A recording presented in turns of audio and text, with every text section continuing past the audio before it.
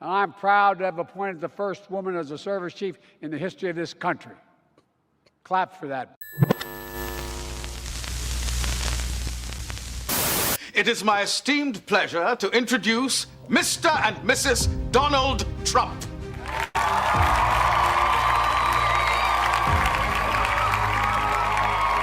Why aren't they paying us 25% of what they're making? It's a joke. This sounds like political presidential talk to me, and I know people have talked to you about whether or not you want to run. Would you ever? I just probably wouldn't do it, Oprah. I probably wouldn't, but I do get tired of seeing what's happening with this country. And if it got so bad, I would never want to rule it out totally, because I really am tired of seeing what's happening with this country. Ladies and gentlemen, I am officially running for President of the United States, and we are going to make our country great again. Please raise your right hand and repeat after me. I, Donald John Trump, do solemnly swear. I, Donald John Trump, do solemnly swear. That I will faithfully execute. That I will faithfully execute. The office of President of the United States. The office of President of the United States. And will, to the best of my ability. And will, to the best of my ability. Preserve, protect, and defend. Preserve, protect, and defend. The Constitution of the United States. The Constitution of the United States. So help me God. So help me God. Congratulations, Mr. President.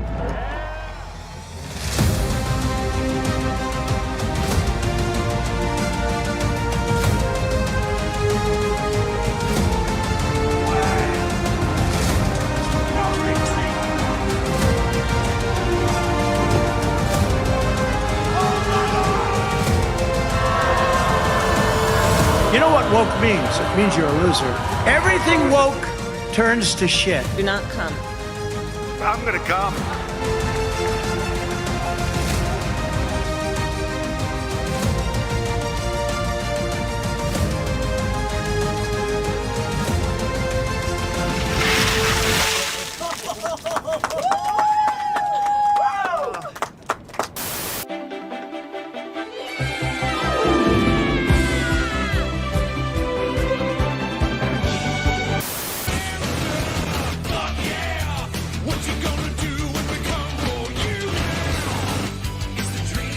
Excuse me, where's the lobby?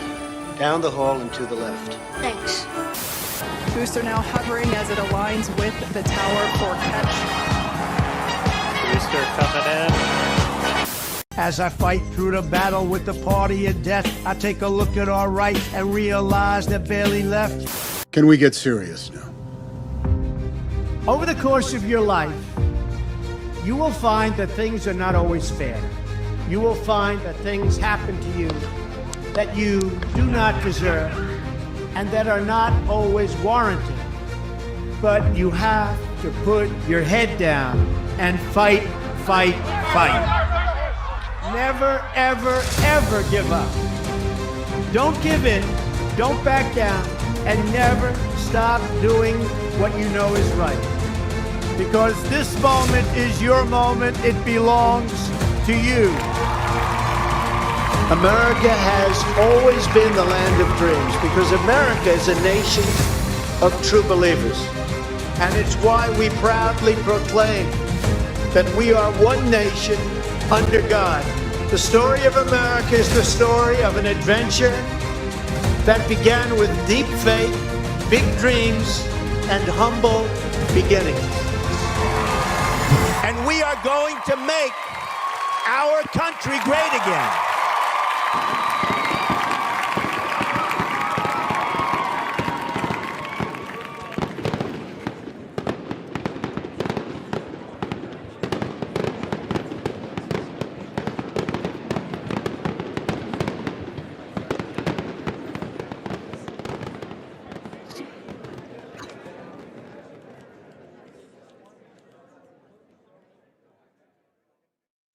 What's going on, everybody? Welcome back. It's Sunday, September 21st, 2025, in the year of our Lord. I hope you're all doing well. I think it's great that we're here to get together to share this day. I can't tell you how good it feels to see all of you here. Old friends, new friends. We've almost been doing this for 2 years. Hey, Ginger Ninja, a very good friend of mine that I met at a Nerderotic meetup for the first time. I hope you're doing well and your family is blessed. SD Zero, Sunflower, Tiffany Sanchez, Monkey Jeebus, Sander Hammerslag, all of you, Davina, Jill Powers. God bless you all. Giggity. Always good to see you. Some of our guests are going to be here a little later, but before they get there, it's like when we come together on Slayer Nation, it's always, to go through Hollywood news or culture news, how it's been corrupted, what we're going to do to fight back. We talk sometimes about politics and everything that we have to do to fight for our freedom, whether in the States or across the pond in my beloved United Kingdom or in Greece. But today we're coming together to mourn a man, to honor his legacy. And I got to tell you, it's been 12 days since Charlie Kirk was killed. And I still feel like I'm having to catch my breath. I'm understanding why it has affected me so much, but I'll share with you. I've mourned twice in my life that nearly broke me. One was with my grandfather. And I've talked about him before. My papu, he was like my king, my Superman. Always. And when he passed away, it's like I felt the oxygen get sucked out of my lungs. It's like you carry a weight on your back and in your chest. It was almost broke me. And then my grandmother passed. Not only did I love her, I mean, her stories are what kept me going when I was 7 during my kidnapping, but she was also my link to him. So it's like when she passed, it was like the finale for him. But I looked back, and while I was rewatching a lot of Charlie Kirk's videos, I'm like, nope, they're still here. It's like I can still hear my grandmother, her words in my ear, like, go right, not left, go straight. And I go, what about an obstacle? Yeah, she's like, you go through it, you go under it, you go over it, you go to the side. But whatever you do, you never destroy your character. You always keep it intact. Make it like concrete and iron. Never betray it. It's the one thing you own in this life. Nobody can take it from you. Money, you can lose it. Cars, jewelry, stolen. Relationships can be broken. Your character is the only thing you own.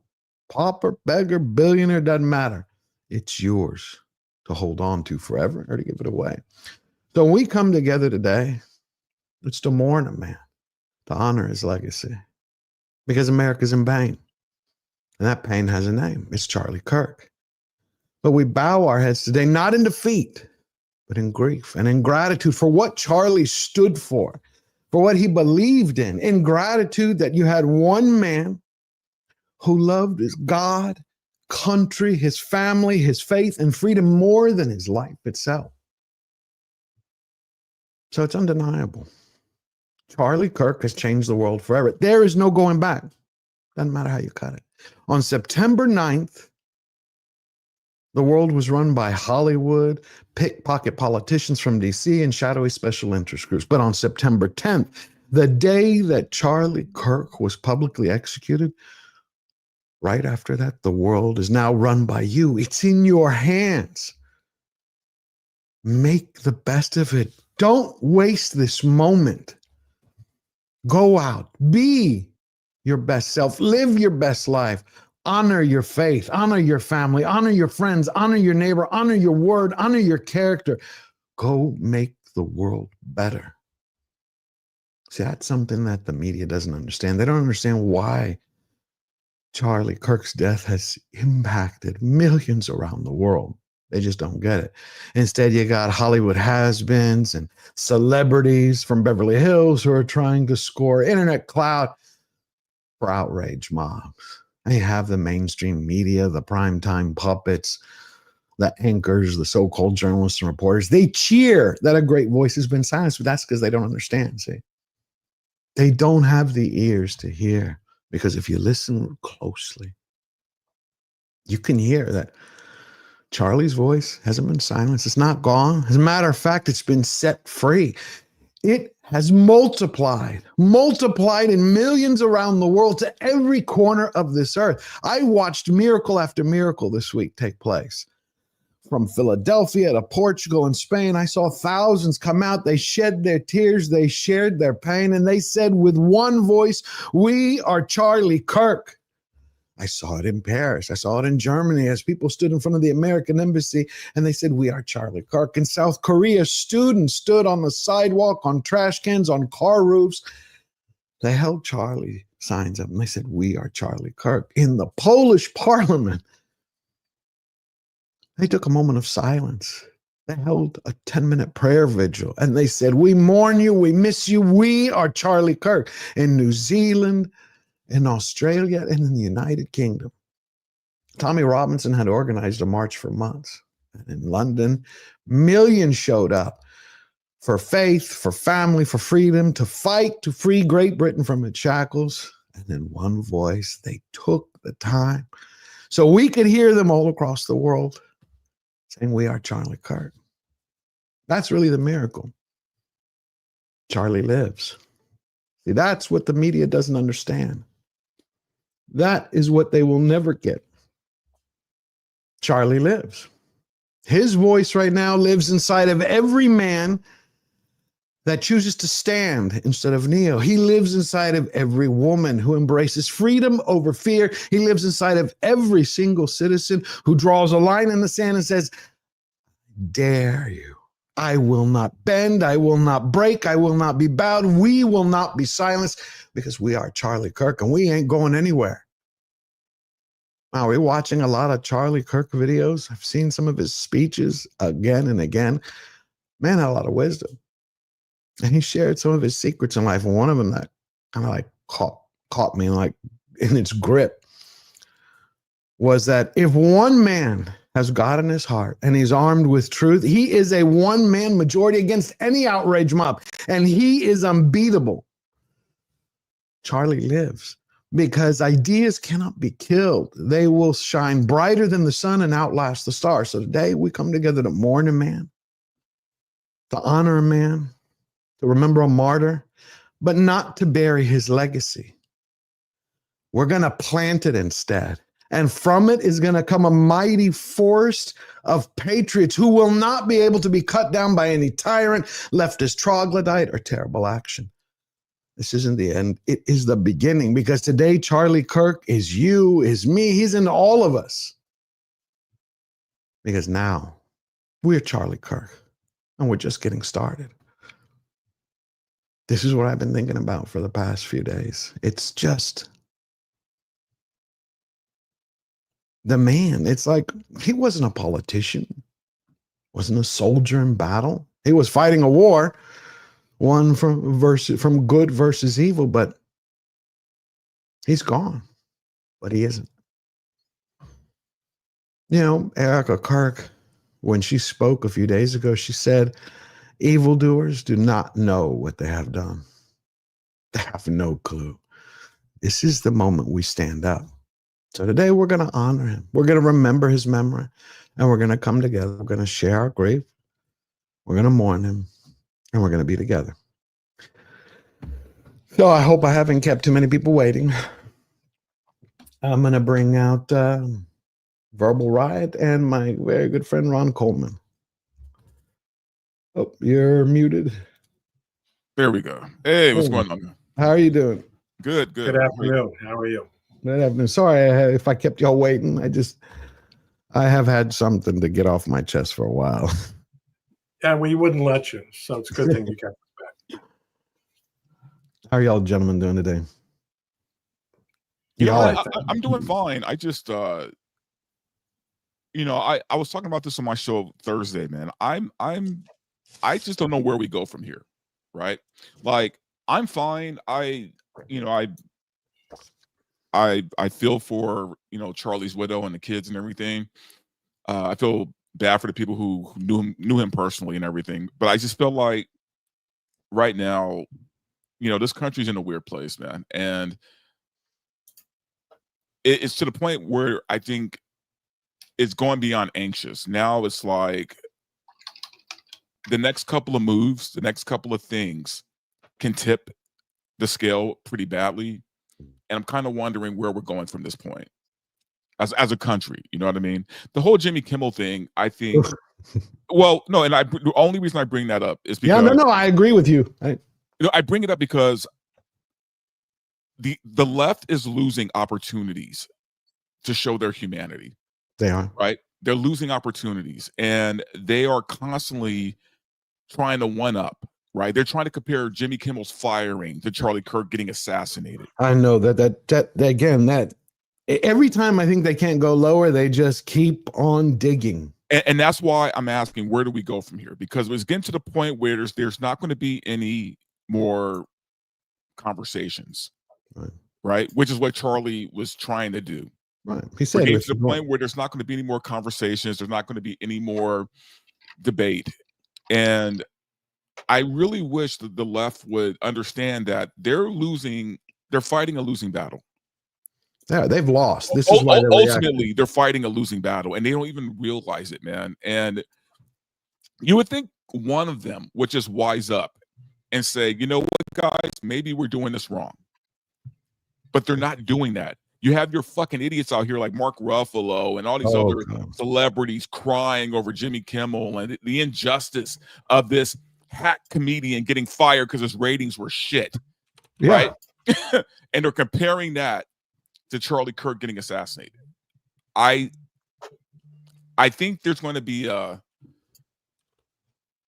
revelation coming, and I think that a revelation. Like, what do you mean revelation? A revelation to them? A revelation to? No, for them. I think there's going to be a revelation for them at some point where they realize we could have stopped this. Right? We could have done something. We could have tried to meet a little bit more in the middle. How about just be human? Or just that decency. Like, if you have nothing nice to say, nothing kind to say, don't say it at all. But I think this is a deeper battle. I agree with part of what you're saying. I think this is something that no one wants to do. No one, I think, wants to really admit. Not many people do. So many want to go, okay, let's forgive, forget, hug it out, and move forward. I think this we are in a war. You want to call it a spiritual war between good and evil? I believe that. You want to call it a war between right and wrong, between communism and freedom? I believe that too. And I think this is a war we have to win. Charlie wanted to win that war with words, to convince people. Let's have a debate. Let's have a dialogue. Let's have a conversation. Let's open it up. He's like, what did he say? As long as you keep talking, you have progress. When you stop talking, you have violence. Oh, I think we just got Gothics here. Hi, Gothic. Hey, Gothics. But my thing about this, man, is honestly, and I'm known for my tinfoil hats. There is something so much bigger at play here, like so much bigger than just left versus right, man. We're seeing it across the pond, right? We're seeing things happen in the UK where people are getting arrested for speech posting and. I think we're getting played in a very big way, and I don't know who the puppet masters are right now at this point. But how about just good versus evil? It's not just that simple, George. I think we're getting things are like that. I do believe. I know what you're saying. No, there is good versus evil, but we are getting played by a higher power. Right. I don't mean God. I'm talking about people in power. We're getting right. There was somebody pitting us against each other. There are, but I would say, I don't know if Gothics would agree, but would you say like at the base of this, like if we cut through everything, whoever the puppet masters are, whether they're globalists or communists or champagne socialist billionaires, at the root of it is good versus evil, no? A spiritual war. Yeah, at the root of it, that's exactly what it is. Like, as Verbal Riot said, like there is a higher power in like the secular perspective. You got deep state, elitists. I could tell you the playbook of what's happening. People would think I'm an Alex Jones, the black version. So I'm not going to go down that route. But these people are also being influenced by an unseen power. Sure. And that's the thing that I think that a lot of people don't want to accept is that we are trying to fix a spiritual issue with worldly solutions. And it doesn't work. And it drives me crazy that I talk to people and the same people who would condemn what happened to Charlie Kirk are the same people who still think it's rational to live in a society with moral relativism. Because if that's the case, then what happened to Charlie really isn't that bad. It's just your opinion. So unless people want to accept that, us complaining about what happened. Literally, I hate to say this, but there is no this train, there's no stopping this train. Okay. Yeah. Like voting isn't going to fix this train. These people are playing with different rules. They don't care about the Constitution. Okay. They don't care about law. Clearly they don't. Murder is already illegal as far as I remember. Okay. So you're not going to be able to fix it the way that we've been fixing it. I think people need to come to terms with that we've been doing it the wrong way. I agree. Gina Carano even said it in her interview with Sean Ryan when he was asking her as part of her journey in Hollywood. And I could tell if you watch that 3-hour interview, there's a part where she starts biting her tongue, like she starts sharing it and then she pulls back. Mm-hmm. She's like, there's a lot of people who give themselves, she said, to darkness, she said, to demonic things. And then she stopped, she starts. Mm-hmm. She's like, I could talk, and then she just kind of, because it sounds woo-woo. Like, yeah. It sounds like, what the hell are you talking about? Demons, deep state, that doesn't make any sense. Right. But like, if and this is something that I have realized after I had my political awakening in 2020, is that simply looking at it as left versus right, communism versus capitalism is overcomplicating something that really shouldn't be overcomplicated. If you look at something and just say, okay, what is objectively good? What is objectively true? And then from there, you can compare it to what's happening. You can see that it's bigger than just like, who are you voting for? What's your political ideology? I mean, you could see we also have to remember that these people don't believe in God. Yeah, but they believe in something. They believe in themselves. That is their God. That is their God. They don't believe in a God. And their that's God already is power. Yes, power. There you go. Mm-hmm. Yeah, that's already the problem right there, is that they don't believe. Yeah. Right. But they're worshiping themselves, and there was somebody else who worshiped himself and wanted to be worshiped. I mean, think about it. I cannot recall the last time that I saw human beings celebrating, dancing, cheering the murder of another human being. Well, I can. Luigi Mangione. Yeah, I thought those were kooks, but they weren't sitting here popping out every day. Like I saw that student from Texas Tech. Then I saw the Arkansas student who was smashing up prayer vigils, candles, just breaking them, tearing up signs. And I'm like, okay, why don't you take a second? Check yourself. But they feel, when you go look at Antifa or Trantifa and you look at each one of these groups, they are thrilled. A couple of them are like, hey guys, if you read their sites and you read Andy No's posts, he's like, some of them are afraid now. They're like, we have to reorganize, we have to re-strategize. But come on, what type of person is that who cheers? Yeah, I mean, I feel like I could have seen this coming for a while, because it's like the Overton window, where you have to slowly incrementally shift public perception. You can't go from 0 to 100, because then people are going to notice. It's like boiling the frog analogy. So like during COVID, as embarrassing it is to say, when I was a leftist, I was one of those people that was like, listen, if you don't want to listen to the government and you don't want to take this vaccine, you deserve to die. You deserve to lose your medical care. I was one of those people. And even beyond that, in the Black community, I say this loosely, whenever someone would hear N-word with a hard R, what was the general response? I want to assault this person over a word. And so now you got these people who are trying to justify Charlie Kirk's death because they equate words as violence.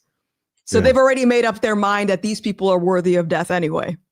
Well, I didn't introduce you, Ron.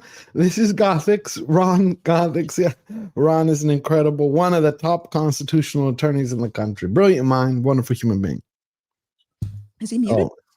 No, I'm not. I'm just stage whispering. I'm not one of those.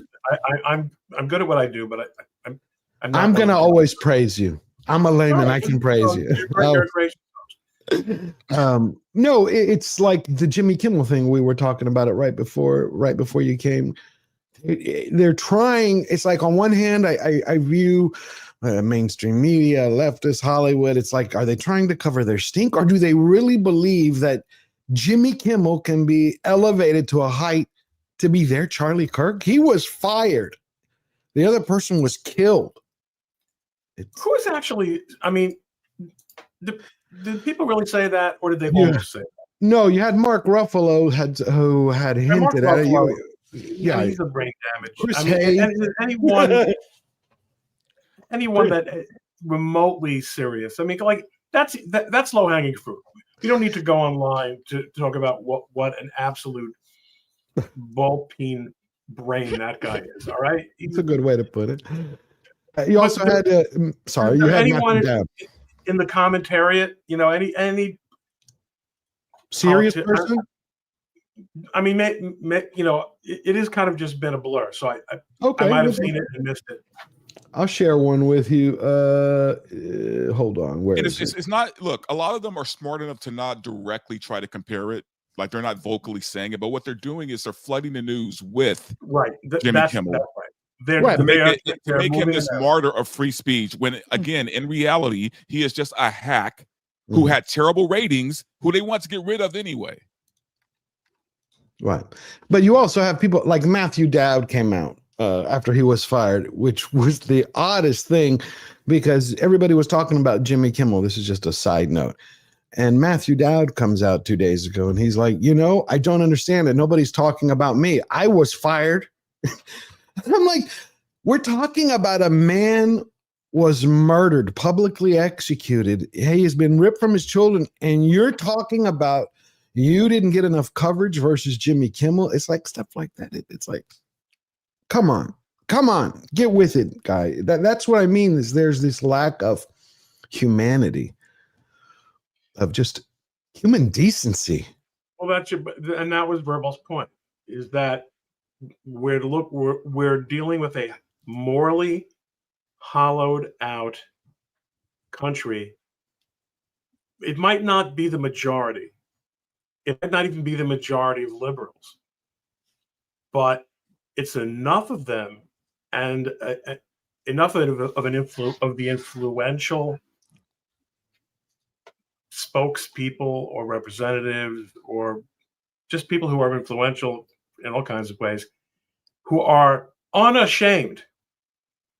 Here's the thing, it might not be the majority, but if the majority of liberals, Democrats, felt the way we do, which is that that's a disgusting thing to say. That's a disgusting comparison to make. That's a morally outrageous thing to utter. They wouldn't utter it. Right. And they do utter it because they're confident that the overall mentality of our enemies are worthy of death.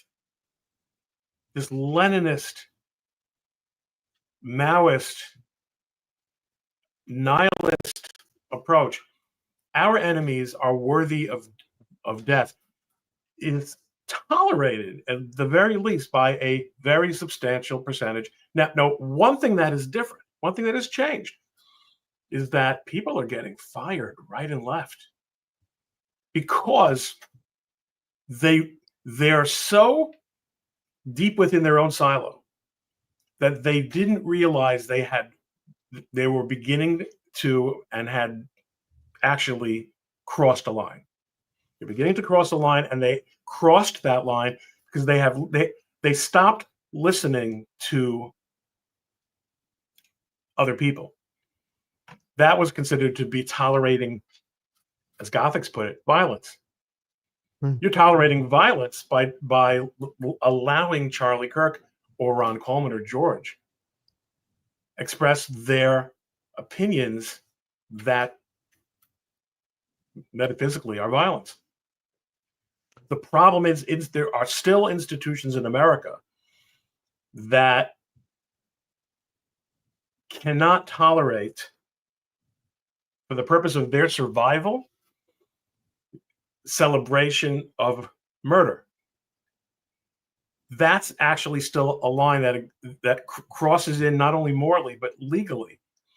Once you start tolerating people who celebrate murder, you've got a lot of problems, not just because more moderate, much less conservative customers, employees, board members, shareholders are gonna sit up and notice that this is different and you seem to have not noticed the difference. They're going to also realize we're putting ourselves in some degree of potential legal risk. And that's where the money comes. And that's where they won't tolerate. But they showed this already during COVID. They showed they don't care if people live or die, right? They said if you don't get the shot, you deserve to die. Right. Yeah. So Well, they've already displayed this. Jimmy Kimmel did that. Let me bring Steph is joining us now. Hi, Steph. Hello. Thank you for joining us. How are you doing? Of course. Yeah, I'm doing really well. Thank you. I'm sorry I'm late. I'm going to be No off problem. camera just for a little bit. No problem. You know everyone? You met Gothics? I know God. I'm not sure if I've been on a stream. Maybe on Chrissy Meyer's stream. Maybe. Yeah, I think so. Yeah. Yeah, that's a good point. What do you think about the situation? Do you agreeing with Verbal and Gothics, what they were saying, and Ron? About the point that we're in? Yeah. The whole Jimmy Kimmel No one who situation. disagrees with us, by the way, of course she agrees with you, because no one who disagrees will ever come on a show like this. I actually wish they would. I've asked I know. the other side to come on before, because I would like to. Because you know what? I think that's a good point. I want to be able to do that. I just haven't been able to find him. I loved what Charlie did, but he would debate with anybody. He had dialogue with anyone. I'm open to that. It's just I haven't been able to find many people who are willing to do that. Because I think that would be a great way to honor his memory, is to continue that type of dialogue, that conversation. The problem is that most people don't on the left don't want dialogue, because their dialogue is, based in slogans, and ours is based in fact. And so like their narrative breaks down pretty quickly. That's why they start screaming when their points don't come across, or they get stuck and mentally, and then they just start screaming and going on the attack, and then they'll walk away. But the Jimmy Kimmel situation is interesting, because I see all of these like celebrities speaking out about it, and a lot of them start off with like, our free speech is under attack, or something along those lines, and none of them said anything when Charlie Kirk was assassinated. That's when they should have been like, we're under attack. Like, our free speech is under attack. You can't voice your opinions without being murdered.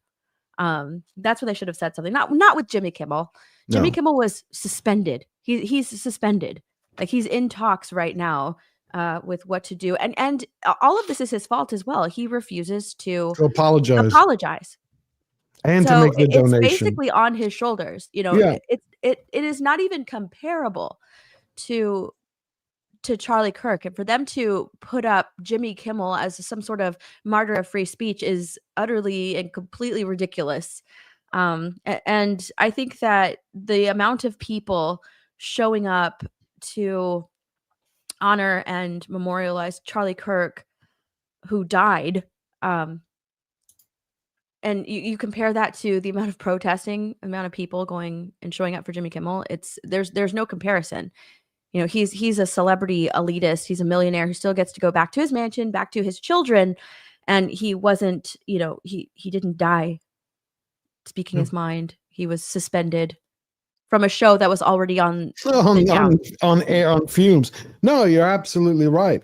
That's why I said I will, and I'll say this again, I will talk to anyone anywhere. I don't care what your beliefs are, because I do believe that stubbornly, even though I may be wrong, I still believe that we can try to reach people. I have not always been able to get through with fact, but I have faith that the conversation and dialogue can break open some doors.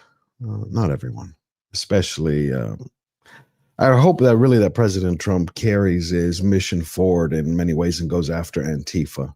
I think they need to go. I've seen how violent they are, and when you look at the messages that the monster had on, it's like, come on. We've reached a point where this is a war. We have to win the war. Spiritual war, we have to win the physical war. We have to win this. Can't keep this going. So putting that in the context of what Verbal started out saying, which is that, we're really fundamentally in a bad place. Like, this is not just a linear change. This isn't just a matter of reeling back to different spot on the dial. We're talking about really having to rebuild our moral order. If the government doesn't follow through with Antifa, that won't happen. That is one of the things that has to happen, because they've been tolerated for a very, very long time. They are the brown shirts of the Democrat Party. I saw that over the weekend. That was a very good way of putting it. They are funded not only by George Soros and friends, but by clearly money was flowing from USAID, meaning from George and Verbal and Steph and Gothics and Ron. Money was flowing from USAID to Antifa, and that's got to be broken. 100%. Let's check in real quick. I want to check in to see how the memorial's going and show everyone. It's a good time because that's what we were here for. Let's see where they're at. I think it's a powerful testament to not only his life, but to his message. You know, like I was saying in the beginning, they tried to silence him, but in many ways, Gothics, when you see, like, they set his voice free. And that sounds odd, but, you know, it's now going everywhere. Bigger than before. It's amazing. It's just, it really shook me. Sorry. I think it's a testament to leftism, is they don't think about the long-term consequences. They're so fixated on immediate gratification that they don't think their ideas through. Right. No, it's like I keep hearing, I really don't know what their politics were, but I would guess they were on the left or anarchists, whatever you want to call it, basically for chaos and evil. And they were like, Charlie Kirk spread hate. And I'm like, see right there, that crowd? There is no way a crowd like that in 2025, because we have the internet, quick access to information, it does not come together through hate. That is only through the power of love. There is no other way. Power of love and hope. This isn't 1940s where you're going to have some mustachioed midget bring everybody together in hate, because it's easily spotted. We see the haters around us, Antifa, Trantifa, the Democratic Party, leftists, celebrities. They come together in small groups. They might hold the microphones at sometimes, but to get this type, to get this group like this together, come on. To me, that's a testament to light, to love. Look at that. If I could add also, I don't think, I mentioned this to my husband the other day, I don't think the left loves each other. You know, like I think that their whole, even though they preach about love and tolerance and diversity and inclusion, what they really mean by that is, you must agree with me. So you could honestly say that leftists love themselves. And if they don't see themselves in the other person and they don't love you, they hate you. Yeah. Oh, absolutely. Yeah. That's why it's so easy for them to turn on each other. Like they eat their own so easily, because they don't I don't think that they really believe in the things that they do. I think that they're just a hive mind, and if one person steps out of line, you have to extract them from the group. Yeah, 100%. I think they love the feeling of feeling as though they're doing something. So I would argue they actually like the self pat on the back to say, "Look at me, I'm a good person." You know, like I saw this clip of my friend Savannah. She does a lot of like these man on the street interviews, talking to people about, you know, abortion, you know, hot topic. Oh, Savannah. Issues. Oh, Savannah. Yeah, Yeah, Savannah Craven. She's okay. She's brilliant. Okay. And so this crazy lady stole her sign. All right. Ran away. She chased after the lady. And then she basically says, the woman says something about, oh, she's going to recycle it. And Savannah's like, oh, you're such a good human. So you like recycling, but you like advocating for baby murder. Like that doesn't make sense. It's crazy. No, I think they do like having or what they perceive as the moral high ground. They have a superiority complex, and they think that they are correct in every stance that they're taking, when they're not. They're not. And hold on one second. Baggage claim is here. Let her join us first. Hi, Hi, baggage. Oh, you have now your name up. Okay, it's Manisha. I was like, whoop, do I say it? Okay. How are you doing, my friend? Thank you for joining us. It's so good to be here. Can you hear me okay? Yep. Yeah, we hear you. Perfect. Thank you. And I'm sorry for running a little late. Was listening to all of you speak in the background, and I do think it's going to be one of those days that we're going to look back on for many years to come. I agree. Let's hear what they're saying. 1 second. I'm going to turn it on. I saw people waving.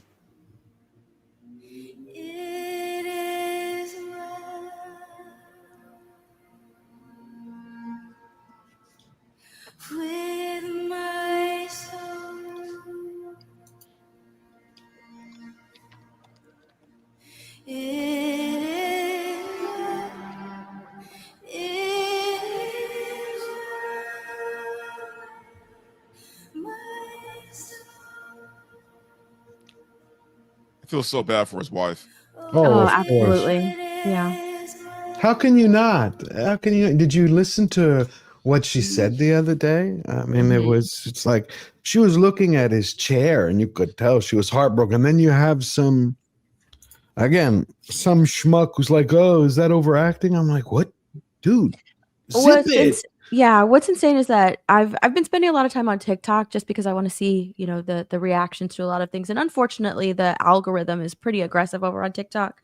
Okay. So if you spend just the tiniest bit of time on the leftist side of TikTok, it recommends a whole lot of videos to you from, leftist creators. So there was actually a woman on TikTok who was analyzing the speech that she gave, and she was like, do you notice this, and do you notice this? It's all propaganda and all this thing. And I was listening to her and I'm like, that's his setup.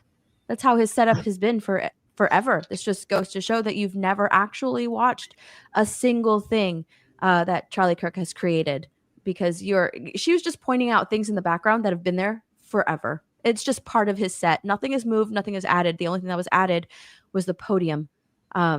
And she was saying that it's all propaganda for President Trump. It's all propaganda for the conservatives. It's all propaganda for Turning Point. And the whole thing was just to get you to join Turning Point. Like that's all it was. Wait, who and said I was this? just laughing. It was a creator over on TikTok. But it was a large creator, but it was still a creator over on TikTok who was saying all of these things. And I was just like, oh my gosh.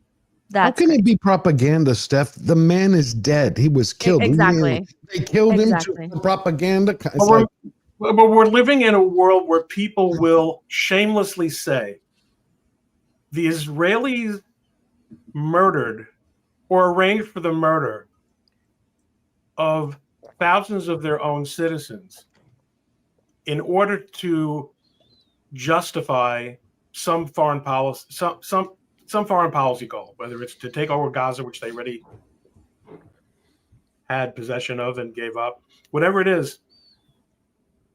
People, they're not about ideas. They're not about truth. They're about power. And you say whatever is necessary to obtain and retain power because you're the better, as Steph was, I think it was Steph was saying it, maybe it was Gothics. You're the better person. Right. You're the better person. So you are the one who should have power, and you're going to use it for everyone's benefit as you see fit. It's funny that you mentioned you see fit. That's interesting, right? As they see fit. That's the main thing. As they see fit, because it's not what is good for the American people. It's what they think is good for the American people. Right, but that's enforcement. That's what they want to do. Again, whether you want to call it the left, you want to call it evil. Manisha, before you came, I was saying, Gothics and I were talking because we were all saying, like, Verbal started it. We're in a time that is a dark time. I think I'm paraphrasing you correct, Verbal. You're like, you don't know where we go from here. I view it as I do know where we go from here. That's the problem, George. Here's the thing: it's literally a fork, right? We have one or two ways to go here, and here's what's really scary about that. Okay, we have two roads. One road says that the left realizes they've been crazy and they come to their senses, right? The other is they don't. No turning back. You get what I'm trying to say without saying it? Yeah, I got what you're saying, but okay. So, what is more likely to happen? Is the left more likely to come to their senses? No. Obviously, okay, so we're headed towards one road, and it's pretty bad. Right, because we cannot coexist. You can't have two diametrically opposed. Good and evil cannot coexist together. You can't. One wants destruction, one wants life. Mm-hmm. The problem is that if they actually wake up to their ideology being wrong, it would completely shatter their worldview, which is why they ignore it and just push forward with whatever narrative they're running with, because they refuse to acknowledge that their entire worldview, everything that they've been fighting for, is wrong. It's morally wrong, and they don't want to shatter that illusion. Yeah, the first thing Stalin, every dictator does whenever the communism has been achieved or socialism, is they put up against the wall all the people who helped them get there, because they know once they wake up to their reality not being the utopia that they were supposed to create, they're going to become the greatest rebels. Stalin did it. Mao did it. Castro did it. And by the way, these aren't just like the crazies we're talking about, man. We got to realize how deep this is. Every now and then I'll pop my head into Facebook because I still have family on there. I have friends on there, you know, who are on the left. And sometimes I just want to hear what they have to say and what they're talking about. Right. All of them are talking about Jimmy Kimmel. All of them. Not Charlie Kirk. And what an injustice it is for Jimmy Kimmel to lost his job. And people who were talking about Jimmy and freedom Kimmel is under attack, right? Oh, God. None of them, like not once, mentioned Charlie Kirk. And the ones that have had nothing but bad things to say about him. So these are regular people who have regular jobs. These aren't just crazies in the media. These aren't just crazies on TikTok. These are just regular people who are thinking this way. And the problem is that they are regular people with regular jobs who don't have the time to consume the amount of content that we do, you know, and they're relying on mainstream media or, you know, smaller videos on Facebook or wherever. Whenever they open up their social media apps, they're relying on that for news, for news and narrative. And if the news and the narrative is all propaganda and they're saying all of these terrible things about Charlie Kirk, that's what they're going to believe. That's the narrative that they're going to be running with.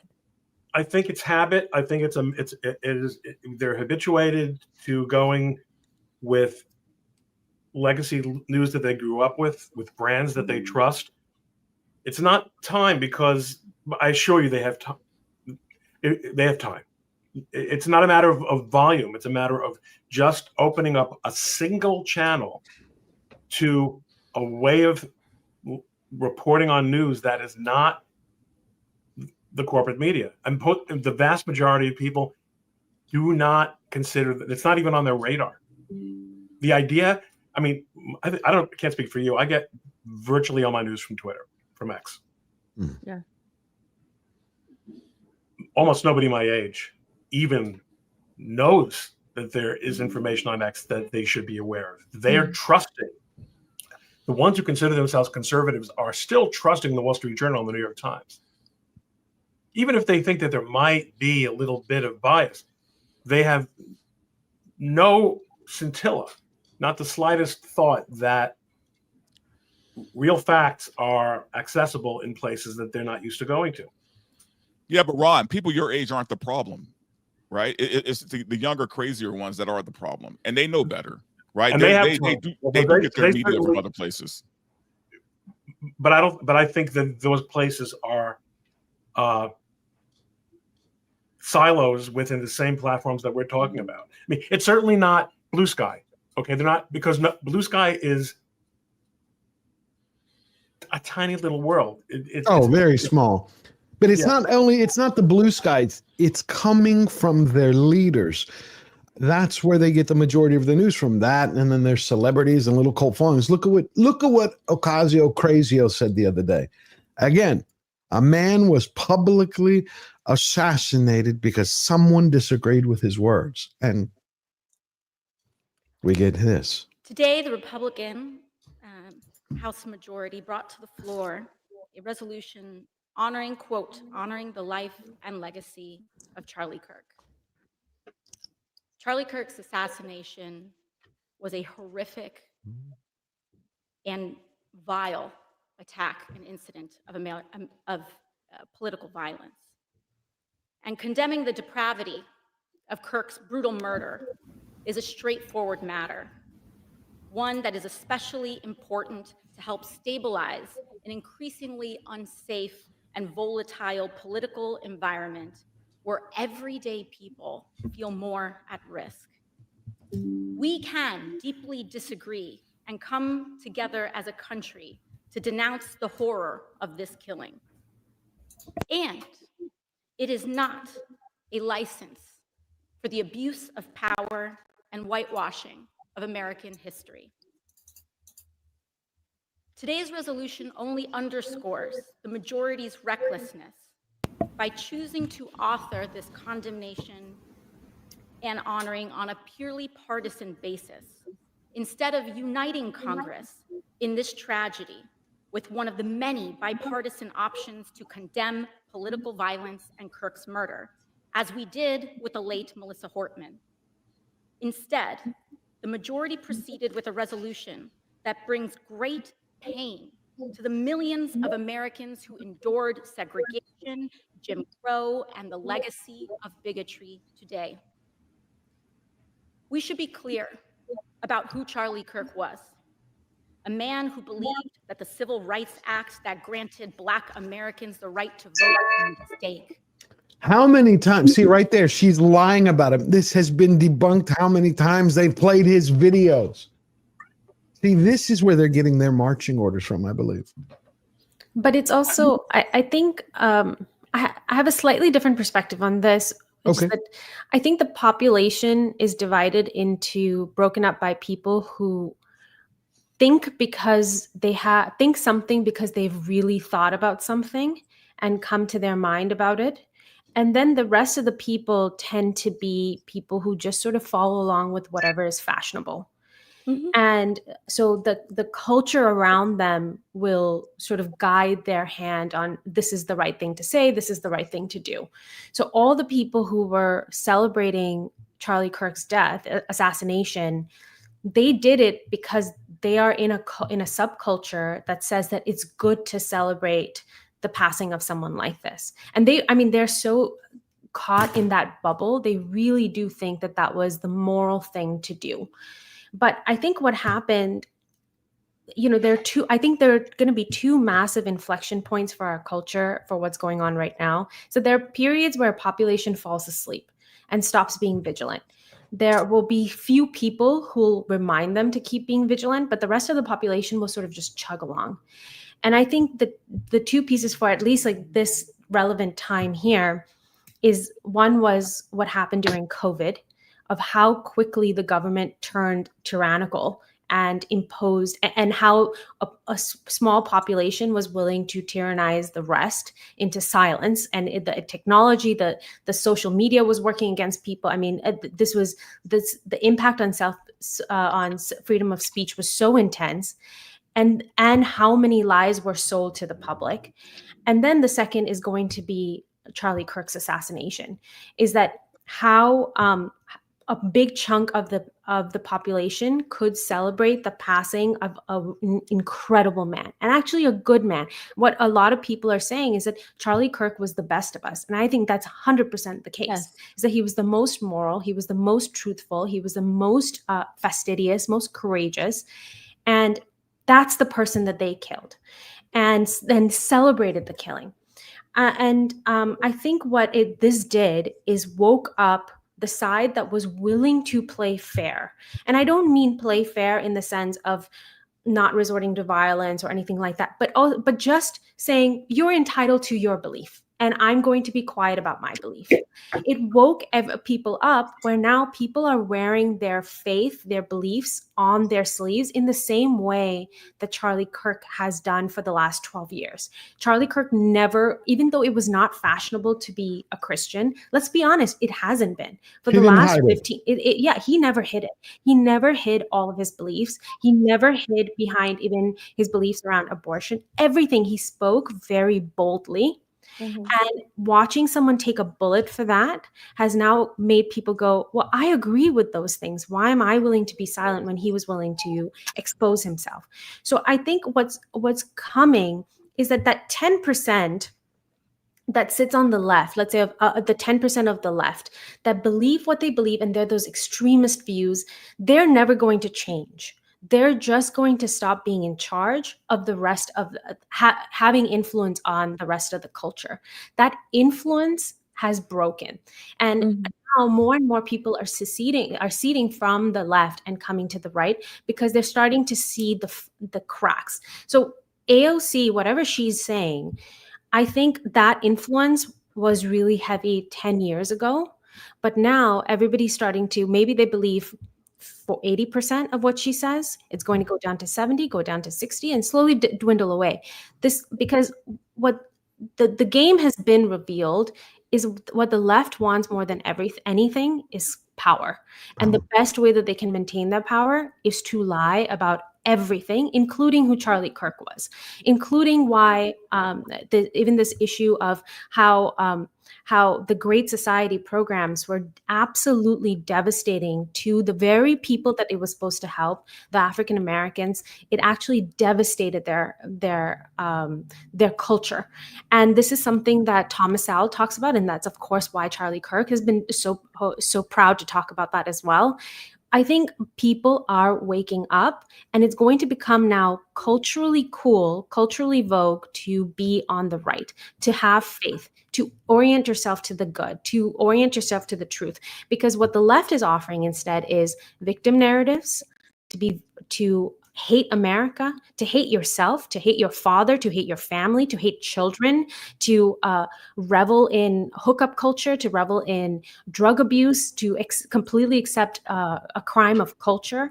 What they're selling is no longer going to work because there's actually a much better vision on the right. The right has the right vision at the moment, which is orient yourself to the best version of yourself. That's what Charlie Kirk was trying to convince everybody of.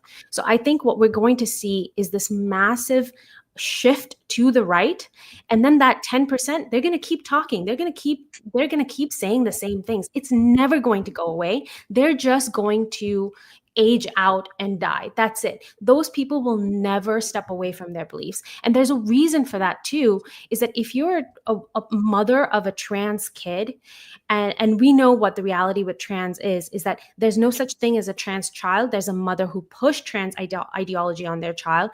And if you are a mother of a child that you pushed all of these drugs on, all of these, and made your entire personality, your entire life around the trans issue, are you ever going to come out and say that you were wrong? Are you? Of course not, because you don't want to take responsibility for destroying your own kid. And can you ever look at yourself in the mirror and say, I did something wrong? Or are you going to double down, triple down, quadruple down, and never let that viewpoint go? Doesn't matter how your child's life turns out. Doesn't matter.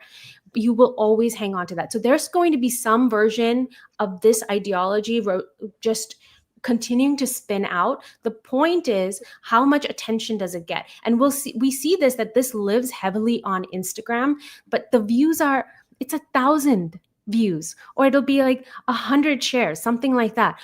Whereas on Twitter, when you go on Twitter, I mean, it's 14 million impressions. Tucker Carlson releases an episode, it's 100 million impressions. I mean, anything that the right says, that's where all the energy is. You know, this is becoming, the leftist view is becoming very niche now. That's what I think. I agree with you. I think they're talking into the wind. What I want, and I think you said it, phrased it beautifully, Manisha. They're going to be continuing to talk, the ones who still believe in it, but just less people hearing it. Because again, it's like anger. Anger and hatred are not great attractors. Love, light, I like to break things down in simple terms. They attract, they grow. If you want to put it in that old metaphorical way, they grow things. It's like, you water a plant. You don't blowtorch it. That's the left way. Let's take a blowtorch. Let's torch everything. That doesn't create, that destroys. I want to ask Gothics, because you used to be, as you've said, on the left. What if you were to kind of like project yourself, if you were talking to your same friends that were before, what do you think they would be thinking now? Are they going, oh my God, we lost, this is a turning point, or we're doubling down? Is anyone reflecting? Going, what did we do? Absolutely not. And I know this because I check on some of my old friends. Okay. They're not self-reflecting at all. I think part of it is pride. The other part of it is comfort. People are used to what they know, and they don't want to accept that they have been lied to. I think a lot of people don't want to accept that. Like, you know what? I'm going to give you an example. A lot of people on the left, and this is the one thing that I will agree with people on the left, is that they're pissed off that the right is comparing Charlie Kirk to MLK Jr.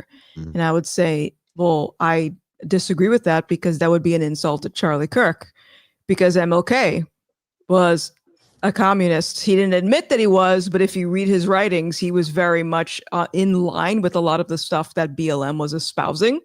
And if you think about it, when has a man of God ever been accepted by the Democrat Party, unless that version of Christianity was sprinkled with Marxism, which is exactly what he stood for? So I don't think people want to accept that they have been lied to, even as far back as that. You know, it's like literally waking up from the Matrix. Like, where the hell am I living right now? And all of this is organized and orchestrated to like groom the next generations into becoming people that hate this country, hate the Constitution, you know, have accepted moral relativism. And it's sad. Like, I get it, but I think, you know, I'm a little bit of realistic, maybe pessimistic, if you will. And I don't think a lot of people are going to wake up until it smacks them in the face. And it might take, you know, something happening in their own personal lives for them to realize, oh shit, like who am I surrounding myself with? At least that's what happened to me. So yeah, no, they're not self-reflecting. And I see you kind of made a similar point that Manisha just made, which is the fact that, yeah, it's just like a mother of a trans child. Even if she knows deep down inside that she has helped destroyed her kid, I've seen this too many times. There's just no way, because they would have to accept responsibility. Right, it's cognitive dissonance. I destroyed my child. I want to check real quick on the memorial, because I think it is now officially starting. 1 second. 1 second. We'll get right back to it. Thank you both. Very well put.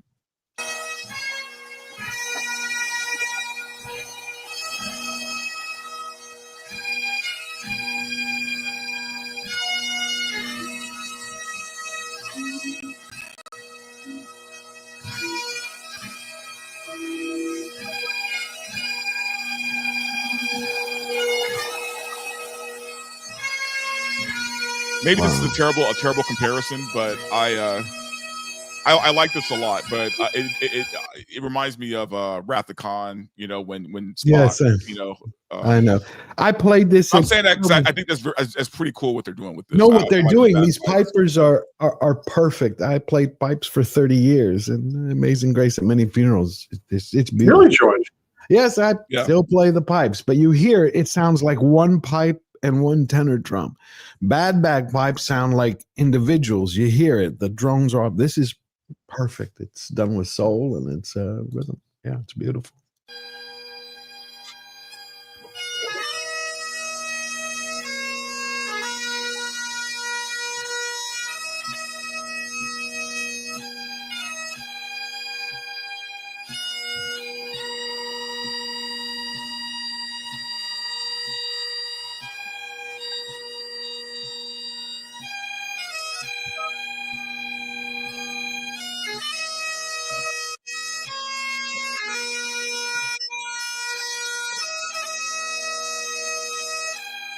I'll tell you something else about the bagpipes. Yes. They remind us of our country's Anglo-Saxon heritage. And I don't think anyone on this chat shares that heritage. No, I don't. No. But I'm proud of it. Yeah. Being American, we do. My God, that was a female piper. Yeah, I noticed that. No way. It was the school that I went to. I was raised both in the temple and in church. That's my background. So I went to church every day at school, and I went to temple on the Sabbath. The thing is our rector at my school was like, can't have women. They didn't allow women in the piping corps. They're like, because God's army one day will be led by men, and it's first come the pipers. And so it's like every time I see a female piper, there's nothing wrong. It's just like it's always a flashback. Anyway, sorry about that. But yeah, it's amazing. I love the pipes. We exchanged a couple of DMs years ago. I wasn't really a turning point guy. But when this took place, it was so devastating in a way that I really would not have expected. If you would have ever said to me, Charlie Kirk, what does he mean to you? I would have said, guy's extremely successful at political organizing. I don't really have much to do with him. But this was so personal and so brutal and so symbolic of, as Verbal pointed out, so symbolic of the real hole in our national soul. I feel like someone tried to stab America, if that makes sense. Who we are, like our soul, like our heart. Mm-hmm. You know? I saw that. I saw so many people like echo that. I didn't know Charlie Kirk, but what happened to him hit me on a spiritual level. Like, I've never heard him speak. I've never seen anything, but they watched the video of his assassination. And I think that you couldn't get away from that video for a couple of days unless you completely stayed off of social media. And then after they saw that, then they sort of looked into who this was, listened to some of the things that he said. And, they felt even worse because they saw that he was, a good man, a godly man. And, it sort of resonated something inside of them, and resonated with them. And I saw so many people saying that and just coming out on social media for the first time sometimes and saying like, or changing their content completely on social media and saying like, I've never talked about this. This is an art channel, or I've never talked about this. This is a different type of channel. And they will speak out about Charlie Kirk. I watched him for a while. And in my point of view, it's like someone that has been out on social media for a long time. You kind of got to watch him and Turning Point sort of grow, from a small group to, a huge movement. And to see him being assassinated like that, it affected you because this is someone that you've watched for a very long time. And I think that that's why Democrats like AOC and the things that she said, it's going to backfire on her completely because there's hours of Charlie Kirk talking. You can go in there and actually see the things that he said, listen to his words, and know that it's not what she is putting out there in this speech that she was doing. It's the same playbook. It's always the same playbook. Yeah, and all their enemies are racist. All their enemies are Nazis. It's the same damn thing every time. And time always reveals the truth of anything. And we're lucky in that so many of Charlie's views have been eloquently laid out by him in hours and hours of videos, like you're saying, Steph. Mm-hmm. I think, that to speak to how hard it hit, and George did a stream that day, and Verbal was there, and it felt very raw. And one of the things my family and I were thinking about, how our households went into mourning. We didn't, for several days, we didn't even crack a smile. It just felt like watching a little bit of Charlie every day for the last 5-6 years. It felt like a friend had been murdered. Yeah. And I think the hardest part about it was that also coming across the video, we saw our friend getting murdered. Yeah. And that part was so difficult. I think all of us were walking around kind of in a daze. I don't know if you guys kind of felt like that too, but I can speak to at least my family's perspective, is that we were just in this daze. I think this is where, Verbal has talked about how this feels like such an inflection point, what's coming next. Kind of there's that hint in this fog that it's a fog of war. But I think our modern version of war looks very different. if you think about it, were we all in a war, we would be in the trenches, and what would we see? We would see our friend getting killed, and we would have to sit and process that and recover from that. And I think that's what it is that the war looks very different now. It's online, and yet it's in your heart, it's in your home. There's a connection that happens, that you see everything real time. And there's a lot of violence, whether it's in words or things happening. You're watching someone beat someone up or something. You go online, and it's not a place of safety, nor should it be. I'm not arguing for that. I just mean that it looks it has that same psychological impact, watching that your friend got shot and you see it 15 minutes after it happened, or 10 minutes after it happened. And I think it's one of those things, like, how long is it going to take us to process that? Some people will turn it into anger. It feels like our villages are being attacked. How long is it going to take to mobilize all of us? And I think that's been the shocking piece, is that that Sunday, everybody went to church. Everybody said, I need to process this piece. What happens in wartime? People turn to faith. Well, they turn to each other, to faith, to God, family, and neighborhoods. Sorry, I didn't mean to cut you off. I've seen that. No, please, I'm good. No, for me, I've never believed in I've never believed in that anger that is fury, that is rage, because that's uncontrolled. Mm-hmm. When I've had moments in my life that were something similar, but like what's happened to me, it's cold anger as well as heart that is needed. One that's cool and calm, but that allows you to be precise, to think, because so many people want to just forgive and forget. And I don't mean there's no such thing as forgiveness, but it's like my granddad said, he's like, I can forgive you all day long, but I'm never going to forget what the hell you did, because then I would be a fool too. Yeah. I think you have to be able to know we're in a war. There is an enemy. We need to identify that enemy, and we need to fight that enemy, and we need to win, because that's what they're doing. I honestly, I look at things pretty practically, and I think number one is, when you're in a war, you got to attack them at their strongest base, right?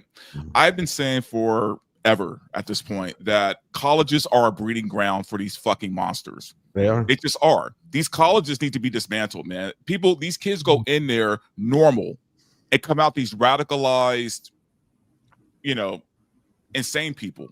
Well, they're programmed. They're foot soldiers. They're making foot soldiers. And the left, they utilize the mentally ill, right? They utilize them because the mentally ill will go out, commit these crimes, and then they'll excuse them under the guise of it wasn't their fault, right? They're mentally ill. So they're using mentally ill people. They're using these college kids. These are these are their armies. These are their soldiers that they've been breeding for years now. They have. That's why I said they're foot soldiers. These are no longer universities of higher learning. These are places where they are programming. These are indoctrination camps where they are preparing the future. No different than the Khmer Rouge, how they got the children. They brainwashed them. They trained them so they would bring in their own parents, whack them in the back of the head with a shovel, or pull a bullet in their brain when they had the extra spare. This is what they're doing. But we need to get back to a place where we root out the teachers. Where do you think these students from Arkansas or Texas Tech are getting the chutzpah? They're getting the chutzpah to jump around and all of a sudden go, dance. You saw the girl from Texas Tech. She's dancing, your homie's dead, your homie. You saw that. Yeah. The one from Arkansas. I saw one from A&M. I saw one from UCLA. Their teachers are the ones who are giving it to them. You have one teacher who stated, I'm going to give y'all 5 minutes where we're going to talk about Charlie Kirk. And then she stopped. She hesitates. She's like, and what I mean by that is celebrate. Right. And then you're having these same students, these same people who graduate, who then become teachers of elementary schools, who then tell kids that they don't know what gender they are. So it's a cycle, man. You got to know where to attack these people, right? We've been infiltrated. And when you have a broken family, that school is going to become your family. That professor is going to become your mom or dad, I think. Well, and Charlie Kirk was very well aware of that, and that is why he did those campus tours. because he was very aware that campuses are very left-leaning. And, that's why there was so much pushback on Turning Point when he started doing those campus tours. That's why professors would tell their students, go out and protest this man that is coming to our campus, because he's, spewing nothing but hate and vitriol. I hate that word, vitriol. Yeah, vitriol. But yeah, that's why he got so much pushback. Because those campuses are very left-leaning, with left-leaning administrators, professors, all of that stuff. And that's why he wanted to focus on going to college campuses, because he was very aware of what they were doing. And he wanted to have conversations with these college students, and offer them another point of view, a point of view and history that they weren't being taught in the classrooms, because they were being taught, very liberal points of views. They weren't being given the whole picture, and that's what he was bringing to the universities. And that's why people looked at it and said, like, no, we're not supposed to have conversations. It's our view, and that is it. It is this way, and that's how it should be. This way is the right way, and this is the way that we're going to treat, and this is the way that we're going to teach you. And he was saying, you're not getting the bigger picture. You should be given all of the information at a university. Otherwise, you are not getting a full, well-rounded education. If you don't know the things that I am saying, then your education is only, it's very pigeonholed. It's only one view. You need to get the entire view, use your critical thinking skills, and come to your own opinion. And the left like to use all of these things and utilize all of these things like safe spaces, in order to further indoctrinate you, because what they're doing is they're pulling the people that utilize these safe spaces, and they're saying, here, come over here. We're going to, this is a safe space. We're going to, make sure that you feel safe over here. By the way, while you're over here, we're going to further, tell you, like, yeah, we're the ones that have the good opinions, and we're going to tell you even more about why we're the ones that have a good opinion. And by the way, your family is terrible, so you should probably cut all ties with your family. And we're now your found family. We're now the people that have the right point of view, that accept you for who you are. Look, think back in your life. Your parents really never really accepted you, right? That's why they were always getting in trouble. It's very manipulative, and it's very cult-like, which is why people say, like, the left is a cult. It is a cult mind. It is a hive mind. And it's very difficult for people to walk away from that, because for years and years, that is what they've been fed. That is what they have been indoctrinated to think. And it really is, I think Gothic says that it's going to take like a personal thing for them to wake up. That's essentially the only thing that it'll take. Because usually when you hear stories of people that have, run away from cults, it's something personal that has happened to them, or something that they want to protect, that will make them wake up and walk away from a cult. So that's pretty much what is going to happen, is that until something personal happens to them, or they experience something personally, that's the only time that they will wake up and walk away. Good point. Good point. We each have that. Everybody has that one thing that's personal for them. I just want everyone to remember what we're talking about, who we're talking about, and what we lost and what we carry forward today. This is a clip a video clip that Manisha had shared on X, and I think it's powerful. I'm not going to be able to focus sitting this close to him. Hi. You ready? What? Okay. Hello. I'm not going to be able to focus looking right at you. I'm just going to be staring at you. Hello. Oh. Wow.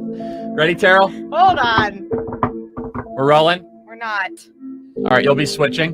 All right, I'll count it down. Wait. I'm kind of nervous, you guys. She's nervous, which is why we must get going. All right, we ready? No. Okay, 3, 2, 1. Hey, everybody. Welcome to this episode of The Charlie Kirk Show. You're going to have to do it again. Introduce yourself. Is that what you're going to say?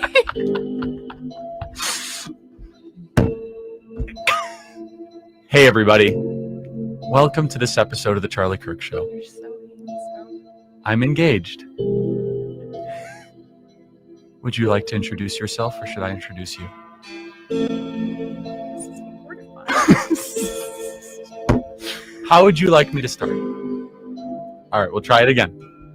Hey, everybody. Welcome to this episode of The Charlie Kirk Show. Joining me is the most special guest, my fiance, Erika. Welcome to The Charlie Kirk Show. I think that's beautiful. Thank you, Manisha, for putting that up. We're going to go to the memorial because it's starting.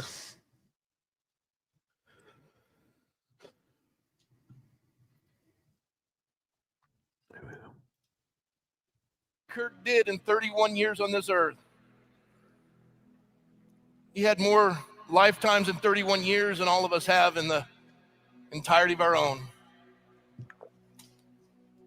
And as I was thinking about that, to recount all that he's accomplished in 31 years is quite a feat. I mean, I was just telling the Turning Point staff as I walked in here, everyone is worried that the Turning Point isn't going to be successful. And I looked at each and every one of them, and for those of you who are negative, without Charlie Kirk's presence, they pulled off the largest event in Turning Point history. Let's thank them.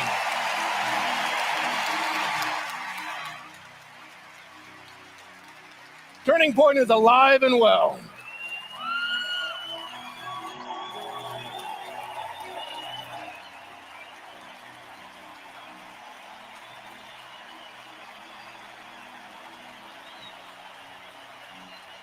All right.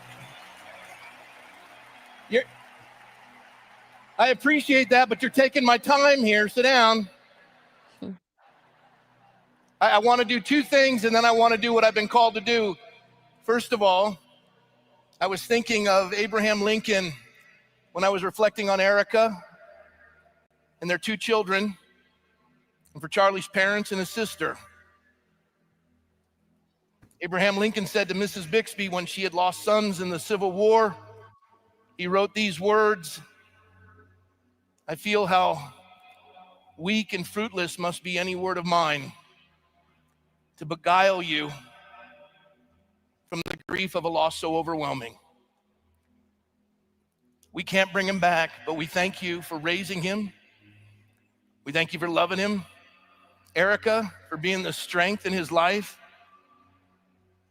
And we pray for this family, and we ask God's comfort and peace upon you. In Jesus' name, amen.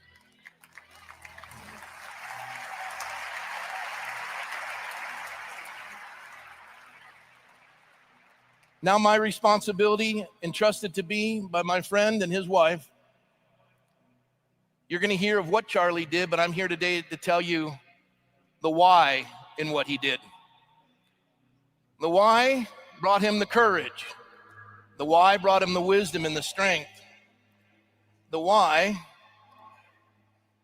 is the one that Charlie wanted to welcome as the guest of honor. The guest of honor, his resume is long. He's the King of Glory. He's the Prince of Peace. He's the Savior of the world. He's the living God. He's the God of all mercy and grace, the total embodiment of love, the total embodiment of truth. And he's here today to call his children back to him.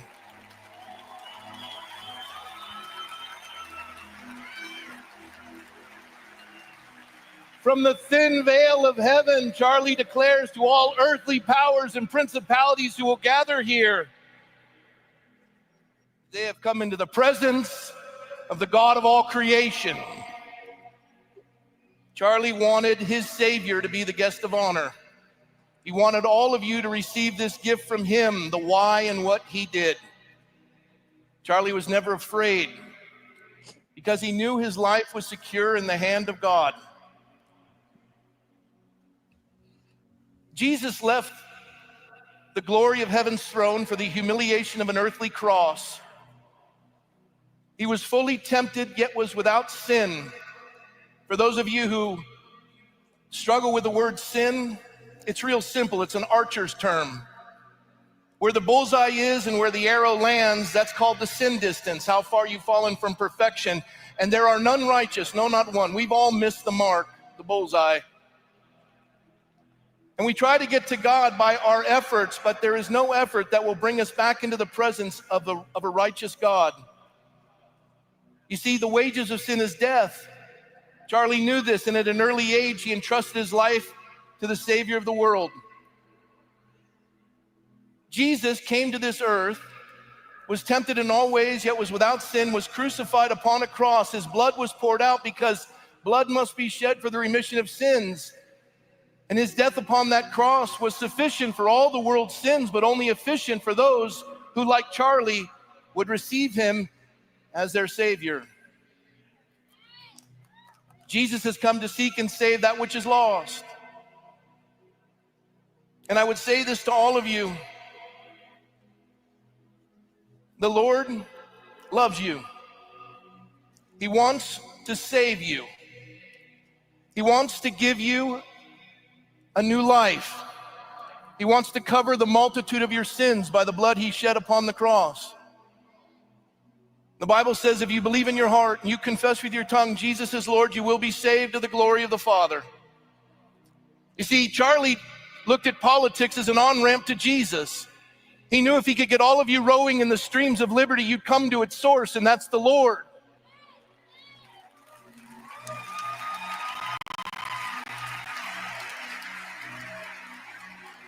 What is with the separation distance here? Is this for security?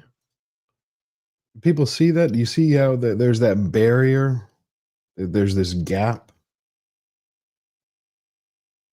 I would imagine those are probably maybe invited people, more security. No, I'm just seeing that gap there. I'm just trying to, because I was listening and I was reading that they had caught 2 people in the last 24 hours that wanted to, that one brought a gun and a knife.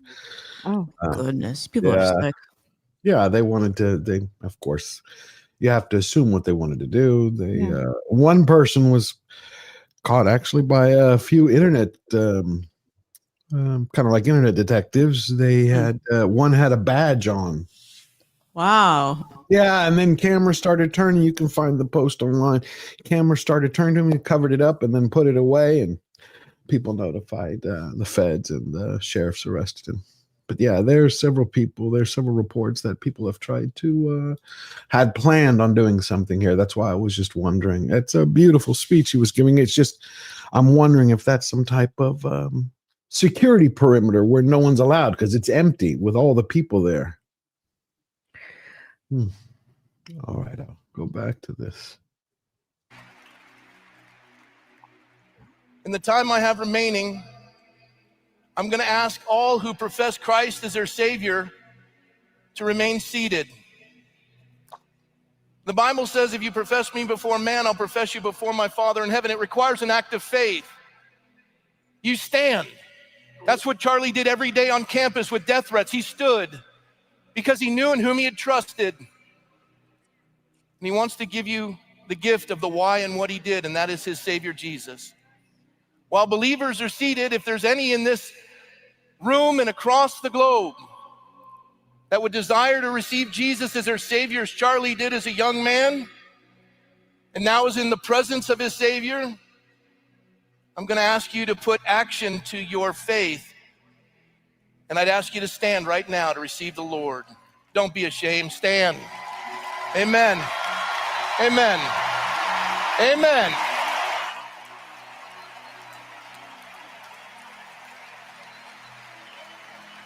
The Bible says,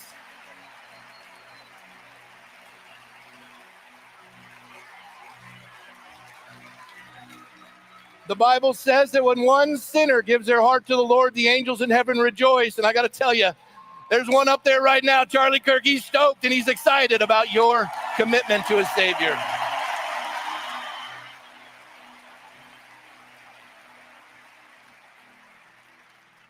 For this remaining moment, if you've given your heart to the Lord and someone is seated next to you, I want that person who's a believer to stand and pray with you. And please, up on the screen, I want you to take a picture of this QR code. We are going to give you everything you need to walk this walk with Christ. Faith comes from hearing, and hearing from the Word of God, and it's time to get into a Bible-believing church. And pastors, If you didn't want to give Charlie Kirk the time of day, these folks are going to be showing up at your church, and they're there because of his life. God bless you, and may the Lord keep you. Amen. God bless Charlie Kirk. God bless America. Do you want me to share this, Manisha? Is that what you want me to share? Sure. Real quick before we go back? Okay. Sure. Because I just read it and I was choked up. Wow, that's yeah.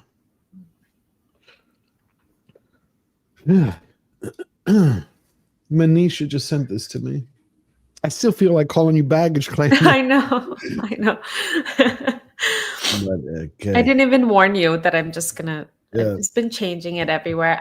This was again one of those impacts of what happened to Charlie. Is that for a long time I've hidden behind baggage claim, and now I said, I just want to speak with my name. Yes. Good. It says from Neil Berg from the New York Times interview with Erika Kirk. The sheriff met her in the hospital. He offered her the option of seeing the body, but she said advised against it. The bullet, he explained, had ravaged Mr. Kirk's neck. With all due respect, Miss Kirk remembered saying, I want to see what they did to my husband. She was braced for the worst, but what she saw surprised her. His eyes were semi-open, Miss Kirk said, and he had this knowing, this Mona Lisa-like half smile, like he died happy, like Christ had rescued him. The bullet came, he blinked, and he was in heaven. She had not been able to kiss him goodbye when he left the house earlier that morning. She did so then. I have not read that interview. Unbelievable. I think her strength in all of this, it's a loss that some people know in this world, and many of the rest of us can't contemplate. Losing the love of your life, and that video compilation that you shared too just really gets me emotional. That there's obviously so much love between them, so much gentleness between them. I think, and their platform, they really wanted to model for other young people what love should look like. They weren't arguing for some tyrannical version of marriage where the man has all the power and the woman is just subservient, which is what a lot of young people think that that's what marriage is. And for me, I've been married 3 years, but when I was younger, when I was in my early 20s, I really thought that marriage was something completely else. And I think that they've done such a service sharing their love with the world, and now unfortunately also her immense loss. It's really heartbreaking. Mm-hmm. It is, but she has the power and she has the children. It is heartbreaking. There's no other way to put it. It is heartbreaking what he's gone through, and to have to see her husband like that. Yeah, that's terrible. And he didn't, Charlie Kirk, whenever he spoke on marriage as well, he didn't lie. He would say that it is one of the most difficult things that he's gone through, but it's worth it. He would say at the end of the day, it is worth it. And he wanted, everybody to experience marriage with their soulmates. Of course. Yeah. I mean, that he wanted them to experience that love, because love is empowering. It unites. It brings people together. I go back to the left. I think that's one of the biggest things that they are missing. Mm-hmm. I haven't been a lefty, so I don't know, but everything that I study, everything that I read, everything that I see with my eyes, they're missing that core, that heart. To me, it's not, it's hate, not hope. It's lies, not love.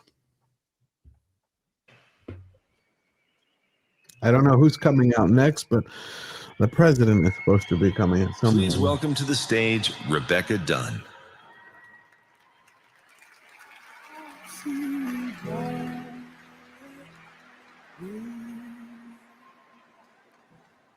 Any of you guys know who she is? Charlie Kirk was scheduled to speak at my husband's upcoming memorial. No. Instead, Who is she, Ron? I am here speaking at Charlie's memorial. Ron? No, I don't know. Rebecca Dunn. I've heard of the Dunn Foundation. Rebecca Dunn. Let me put it back. I'm just going to say a quick thing. Sorry. I know there are some people in chat saying really terrible things. May I just recommend, instead of blocking them, let them say whatever they're saying. May I just recommend to the people in the chat, just don't give it any attention. This person obviously wants to come here and disrupt things. Just don't give it any attention. You say what you need to say, stick to the positive side, but also let this person show their true face. That's okay. We should not shy from their true face.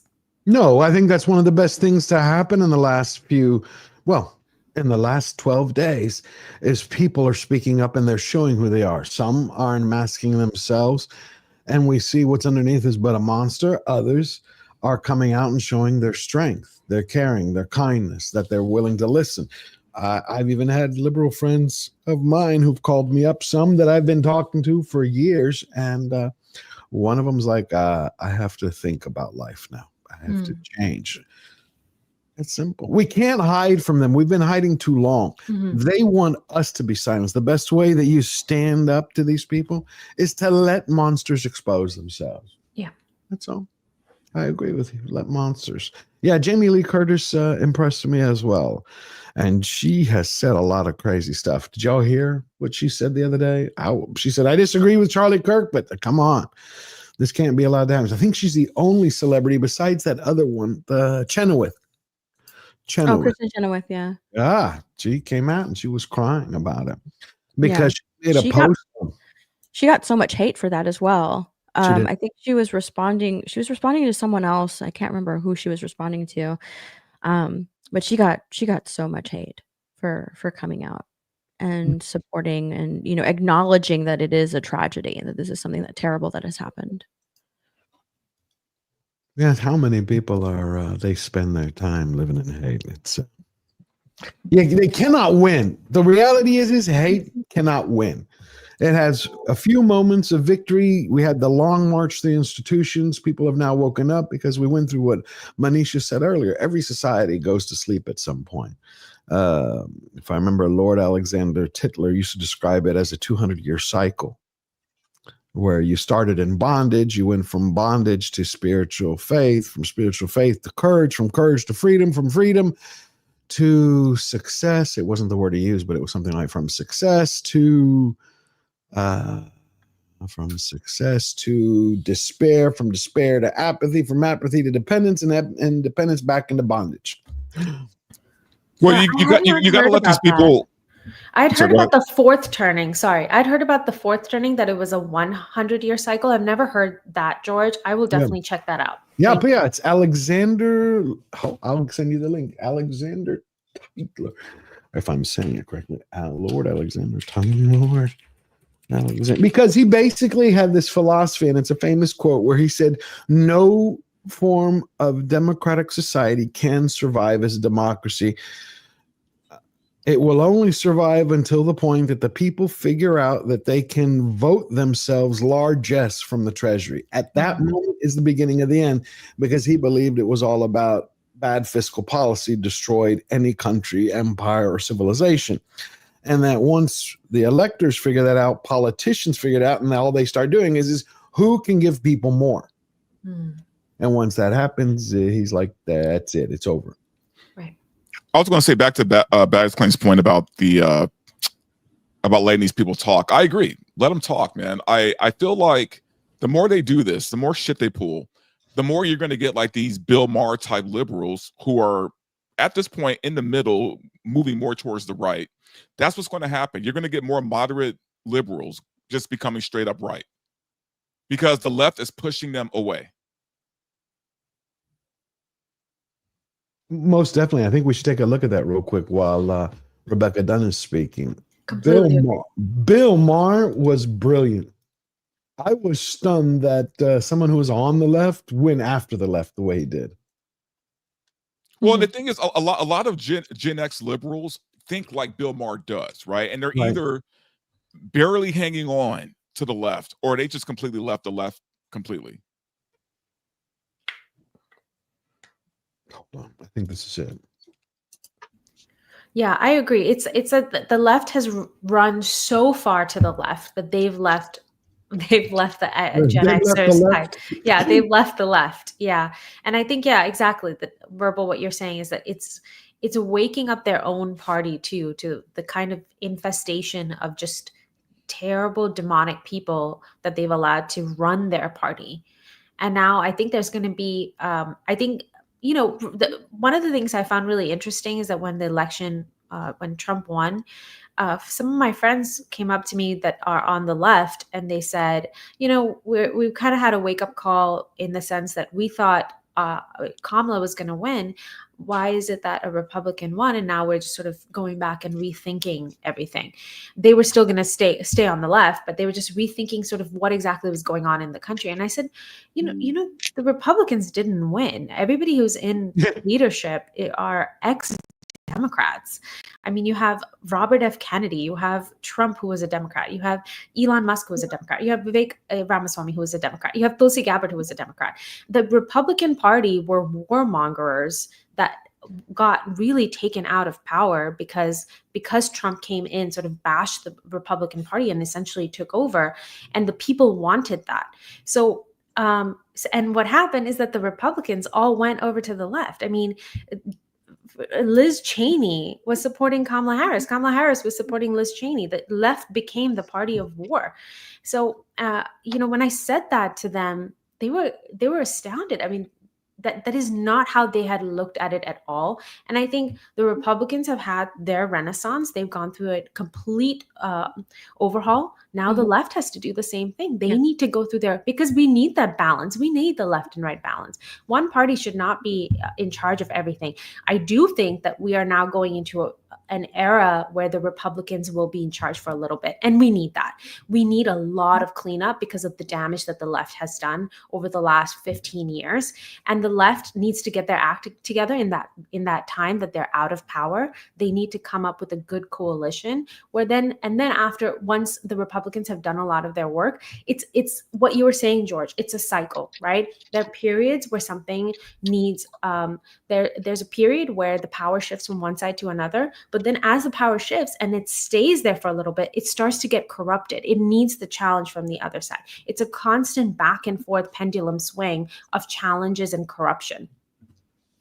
I agree that the Democrats do need an overhaul. They need a party overhaul. Unfortunately, that is going to take a while for them simply because the people that they have in power right now are so obsessed with power and believe everything that is coming out of their mouth. They believe everything. They believe that they are the righteous ones. They believe that they are the ones that have the correct opinion. They're incredibly stubborn.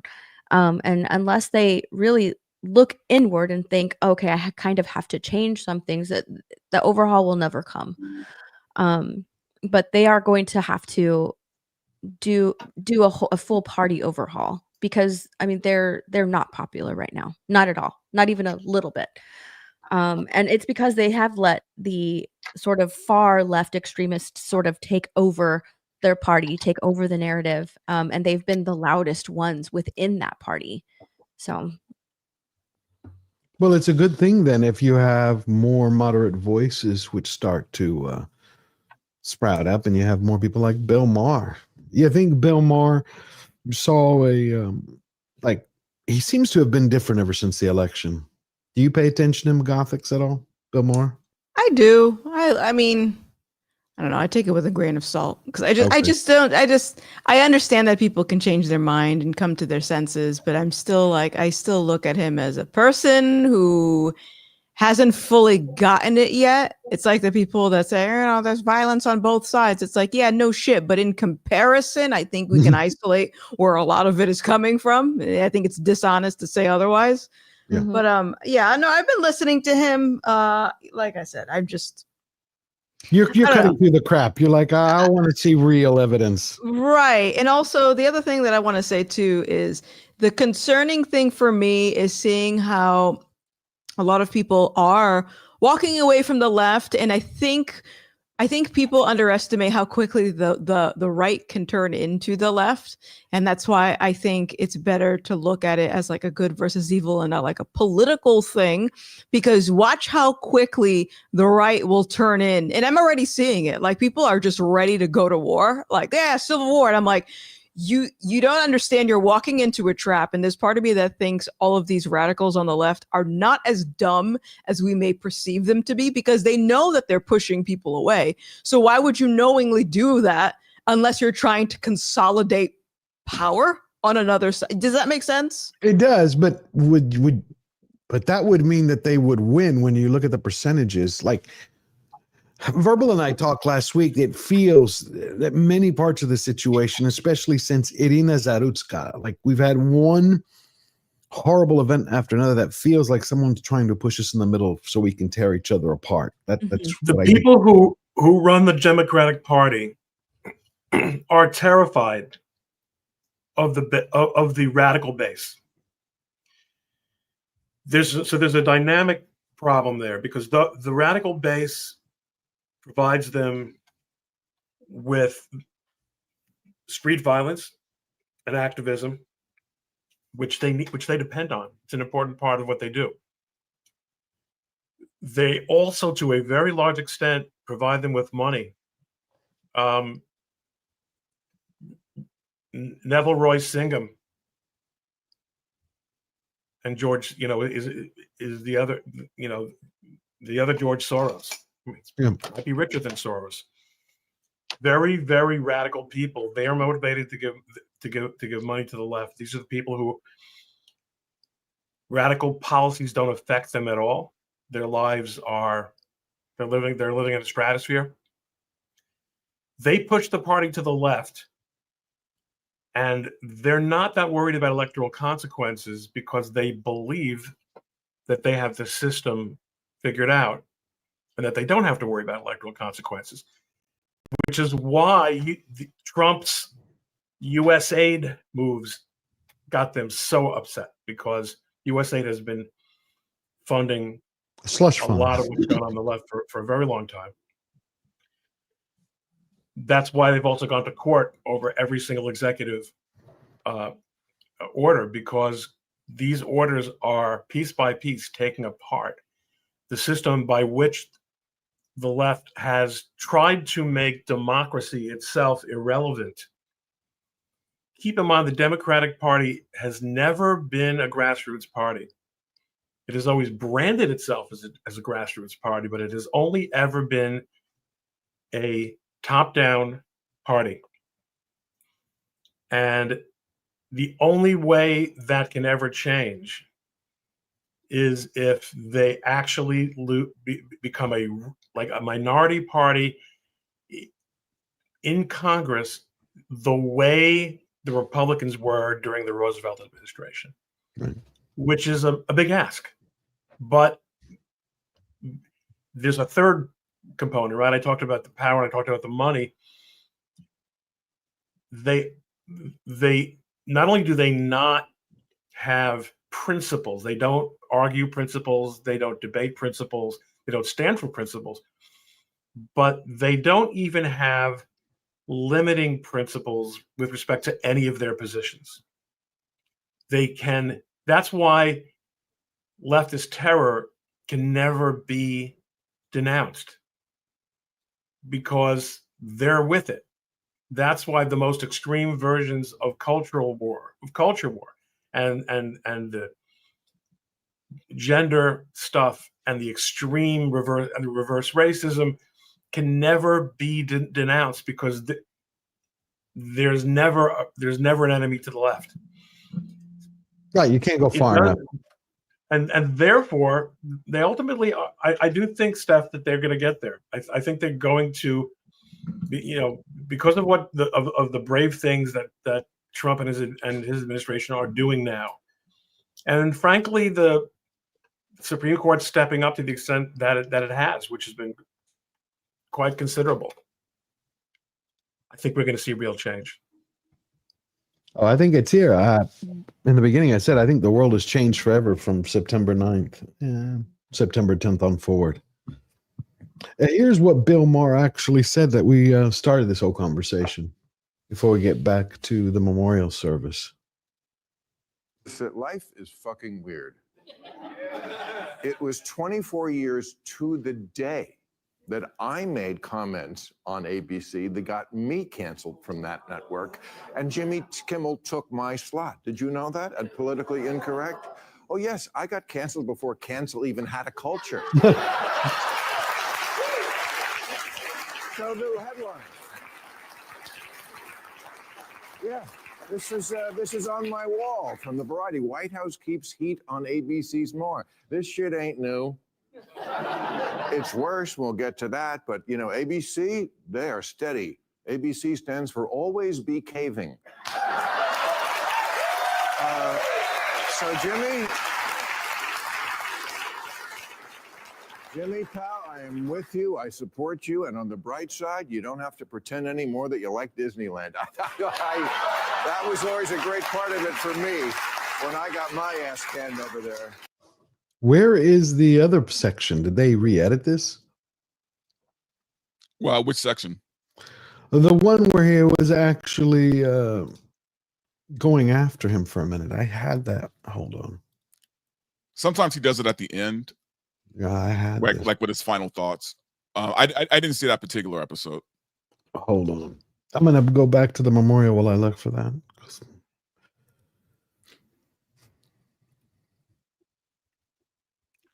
I mean, the thing is, I do get Gothic's point when it comes to the good versus evil, and I completely agree with that. And I'm not a conservative. I'm not a liberal. You know, like I always say, I'm politically homeless. I don't care for either side. I just said one side tends to piss me off a little bit more than the other, but for the most part, you know, you got to keep your eyes open, man, because zealots are, you know, they come on both ends, man, and you got to be careful about that shit. But right now, you know, if we're going to talk about good versus evil, you know, a lot of that shit is on the left right now. And not to make it political, but that's just what it is. And they are edging and they are pushing for something that they're not even ready for. And that's what I'm saying. We're all getting played. Because the left, as stupid, I mean, as violent as they are and as crazy as they are, you know, they don't realize how much they're getting played. And that's the problem. But they're getting played from the perspective to keep pushing them to fight, to divide and conquer. That's what you're saying. Yeah, yeah. They are being useful idiots right now. It just, to me, doesn't make sense in the aspect. I understand it. I feel it. We've talked about it. But they would lose. They would lose if you just look at the breakdown in the country. So again, how is pushing them to a conflict end up as a victory for them? Istophobos just shared a little while ago one of the after action reports that I mentioned earlier that Antifa said, and it was the first time that they were scared. I'm glad that they're scared. They need to be afraid because what they've done up to this point hasn't been exercising free speech. It's been terrorizing people, modern day brown shirts. Oh, George, I can answer that question for you on how they thought they were going to win. You have to remember, these people for the past, I don't know how many years now, have had the media on their side, have had the government on their side for years now. That's why they thought they could win. But now they're starting to realize that they don't have that anymore. I mean, they still have the media, but they don't have government on their side anymore. Whatever the hell the hat means anymore, having the media on your side. Here is the clip that I thought was deleted. And, you know, Jimmy, look, I don't think what he said was exactly right. I don't. We don't agree on that. He didn't lose his job for it. He said the MAGA crowd was trying to characterize the assassin as anything but one of them because the 22-year-old kid in jail, his family was MAGA. As if a 22-year-old with a trans girlfriend never rebelled against their family. I mean, but anyway, it was driving me crazy. Yeah, it's weird how they're still trying to paint this guy as MAGA. I know. When his girlfriend literally has a dick. I'm like, I'm sorry. I don't know many conservative men who date a woman with balls. You know, you like forgot. That's just Furry. me. And you forgot. You forgot. You're bro. just uneducated, okay? He's MAGA with a trans girlfriend. Are you kidding me? Yeah, come on. Be accurate here culturally. A furry MAGA. My bad. Yeah, well, what are you doing? You're being culturally insensitive. It was so hilarious to me because as soon as they found out that like the family was MAGA, the family were Republican, they took that and they were foaming at the mouth like, oh my gosh, here we go, here, as if once you reach a certain age, or even when you go off to high school and create your own friend group, you start forming your own opinions. The guy was 22 years old, went to college, didn't live with his parents anymore, gaining new experiences. Aside from like the morals that your family instill in you throughout your childhood, you tend to gain a different point of view throughout your life. Your outlook tends to change. You don't stay with the things that your parents taught you. If your parents are Republican, there's households that are divided. People are Republican, people are Democrats. The fact that they're just like the whole house was MAGA, that means the kid is MAGA. No, that's not what that means. The young man has a different point of view. He was out experiencing life and he has a different worldview. That happens. That is natural. He's 22 and he has this new set of friends, new set of experiences. You're not going to, at times you sort of drift away from the things that your parents taught you, and then as you get older, you kind of sort of come back to it, as you start having your own family. But Steph, it's college. It's college. Yeah. I mean, it's not just going off to the army, going off to summer camp, going off to to a new job. It's getting into one of these state universities that have been completely taken over by radicals. And the environment there is oppressive. The kids can't think for themselves anymore. And as you say, they're now ready to separate themselves and to establish their own identities. And what are they going to do? Are they going to adopt the unpopular position? Yeah, and if he was MAGA again, why would he go after Charlie of all people? Like, again, it makes zero sense, right? Gothics, it's like, well, I mean, no, George, that's what Jimmy did. I think that's the worst thing. The narrative that they were creating as to why he would go after Charlie because he's MAGA is that Charlie was moderate. He wasn't conservative enough. That's what they were saying. Is that what they really think? ridiculous. He didn't believe in gay marriage. He didn't believe in abortion. Which is why they brought Nick Fuentes into the conversation as well. Goiper, he wasn't conservative enough, and that's why he needed to be taken out. He was bad for the Republican Party. He was bad for conservatives.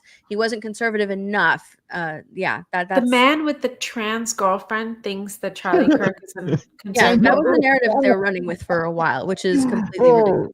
It's crazy when you think about it, the way Manisha said. It's so odd. I think they're bending over backwards because they don't want to take responsibility because they know they've been calling for hatred and violence against the right.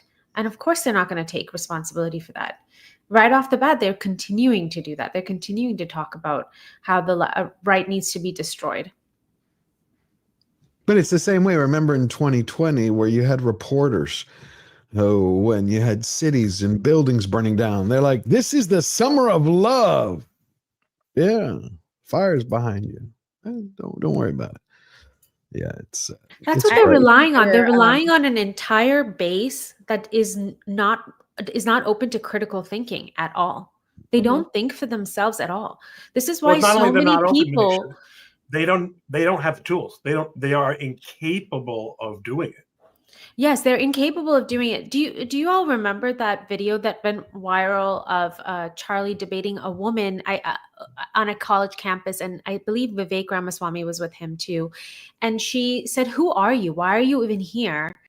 And he said, well, I'm talking to voters. They have an equal right to vote as I do. So I have the right to discuss their beliefs with them. I mean, it's completely logical. But she was trying to use this argument that you're terrorizing college students. You're coming here and you're victimizing them essentially. And then when everything fails, what does she do? She pulls her shirt down to expose herself. And this is it. It's any means necessary to silence. I mean, if one of the things I find really interesting is there is such a big belief that there's only toxic there's only toxicity. It's such a hard word to say. Toxicity. But yeah, there you go. Thank you. On the masculine side, what about female toxicity? How does that look like? It's this. It's that there is a psychological warfare that women will engage in, and they're willing to show themselves, expose themselves just to shut you up. I mean, it's insane. It is. I've watched it when Gothics is with Brandon Stracco and y'all are talking on the college campus. I saw that where you had, what was it, 3 or 4 weeks ago? You had that one guy who was, were you in New York or was it in San Diego or San Francisco? It was California. California. And that one guy was like, what are y'all doing? He was like starting to mouth off, what are y'all doing here? And you're like, well, we're talking. This is a conversation. Do you have a question? It's like, if you don't want to participate, go away. There's dialogue happening. Have you gotten used to that? I mean, I expect it whenever I go to these things. It just definitely after the Charlie incident, I'm rethinking like, okay, how much security do we actually need for this type of stuff? But, that's a question that comes up every time is why are you doing this? Why are you here? Why are you spreading these views? And I still say the same thing. We are on a college campus where we're here to debate different ideas. You're supposed to be able to expand your brain when you go on a campus. And the fact that we're instead getting surrounded and screeched at by hundreds of college students should tell you that something is wrong, that maybe free thought isn't that free on this campus. And I would be concerned if I'm putting myself in financial debt and not being able to hear a different opinion without thinking you are literally being attacked. Like, that's crazy to me. Yeah, because you're a threat to the machine. That's exactly what you are. They don't want them to critically think. Yeah. I actually remember that stream that you were talking about, or that video that you were talking about, when it actually happened with the girl exposing herself. She did that in order to try and get it taken down. It was the last ditch effort to try and get it taken down, and that's actually what they labeled. I believe that's what they labeled the video as, on the YouTube channel. But that is the narrative that they run with when Charlie Kirk comes to university, is that he is a professional debater that just wants to own the libs and make them look bad, make them look crazy. That's pretty much the narrative that they run with, which is why he gets so much pushback. And he says that, no, we record it so that people can see the dialogue. People can see this exchange of thoughts. And that's what we're doing here. He's not trying to own the libs. He's trying to just offer them a different opinion so that they have a full, well-rounded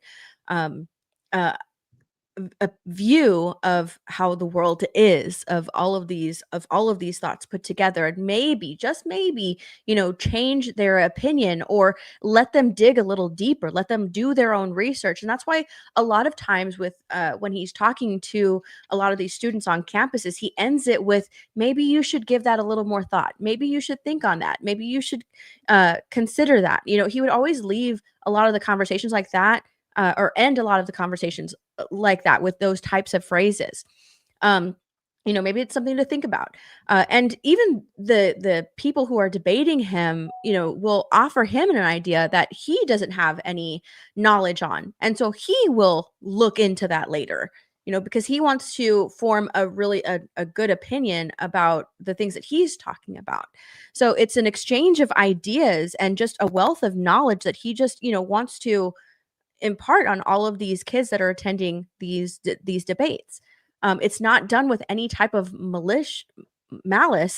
It's done to have conversations with future voters. He's going to these colleges because they are the future voters of America. I mean, technically they can still already vote, but he wants to make sure that they're voting not the right way, but they're voting with a clear and full view of the people that are in power. Well, now you're going to have his wife carry forward. And what's funny is that his wife is more conservative than he is. He said that he actually became more conservative after he got married. Interesting. Well, I'm learning more and more about her every day. Let's go back to the memorial. He wasn't looking for publicity or credit. He did it because that's what a leader does. That's what a friend does. And that's what a Christian is supposed to do. Sometimes I would express guilt to Charlie that I couldn't do my job at 100%. Charlie's response every single time was family first. When Mike ultimately passed away, Charlie and the entire team were there for us yet again. They helped my daughter Grace through the unbearable tragedy of losing her father on her 9th birthday. But Charlie's help didn't stop there. This January, I lost my home in the Pacific Palisades fire. Charlie's response was very clear and very direct. This is a sign. You and Grace belong in Arizona now. Within a few months, we moved here, and Charlie and Erika welcomed us into their family. While enduring our various tragedies, my daughter Grace would ask me at least once a day, "Why would God do this to us, Mom?" My honest and only answer was, someday we will look at each other and instantly know why all of this had to happen. And it will be for something far greater than we can ever imagine.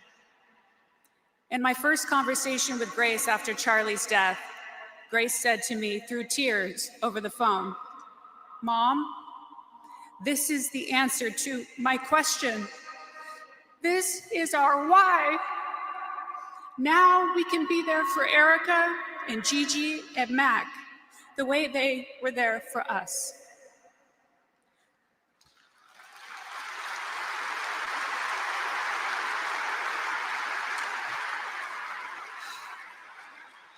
Looking back today, it's so clear to me that Grace was right.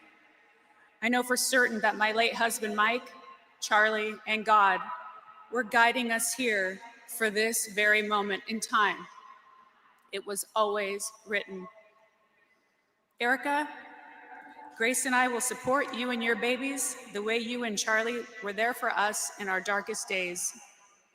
Charlie,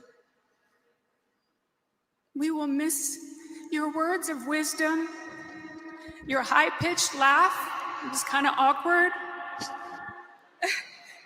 and the way your voice would always soften when you spoke to Erika and your children.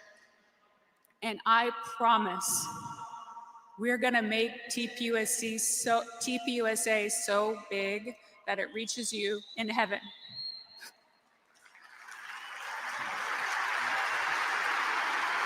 I have to say, I find it moving and heartening that we've seen memorials before for political leaders, and obviously he wasn't a politician, but he was a leader. But we've never seen it have so much faith wrapped up into it. And I really like that. I think it's a beautiful way to bring people together to honor him.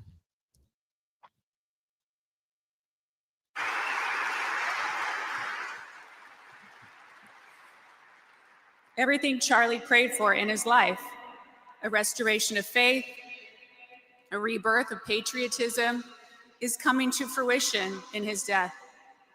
And right now, he is beaming at us from heaven.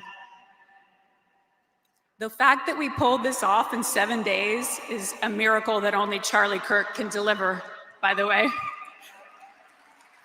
So in Charlie's words, let's get to work, everybody. We have a country to save. Thank you.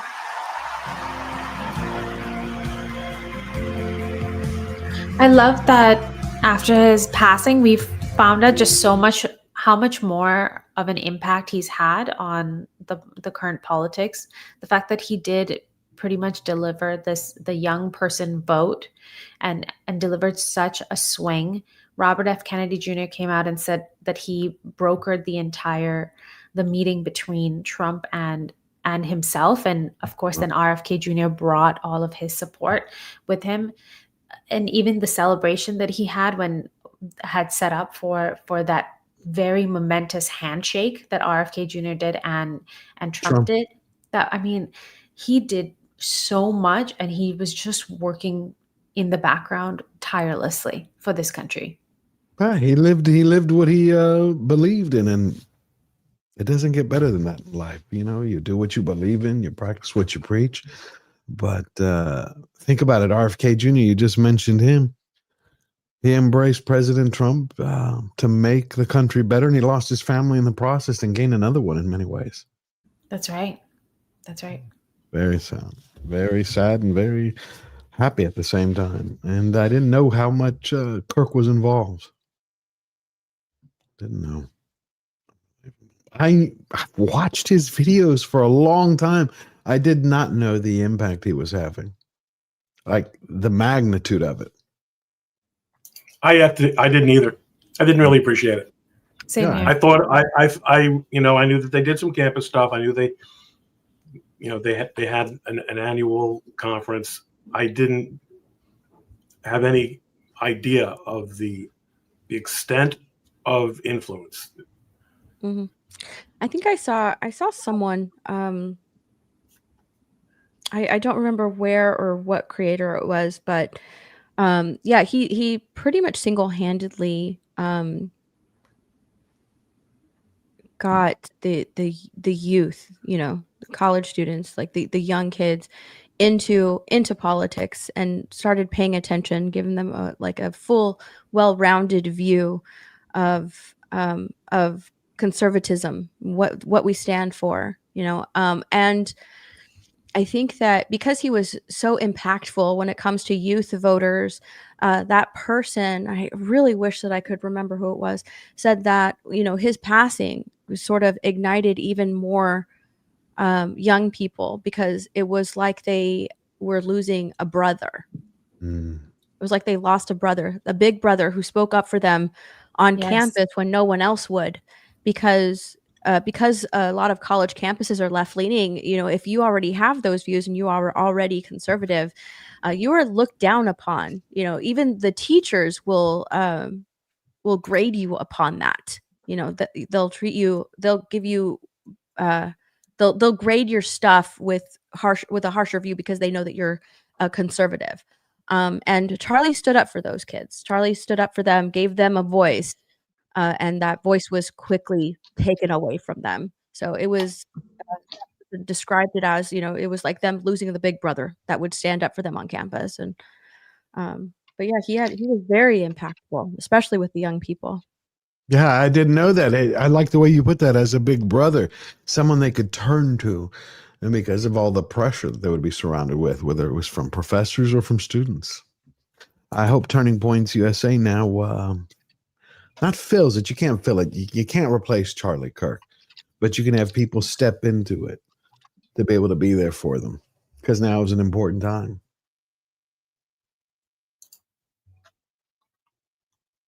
Well, how do you feel about what y'all are hearing from everybody? Like Verbal, what you're hearing when you see so many people at the memorial, and just like what we just discussed for a second, like when you're discovering how much Charlie Kirk impacted this country and how much he impacted the youth.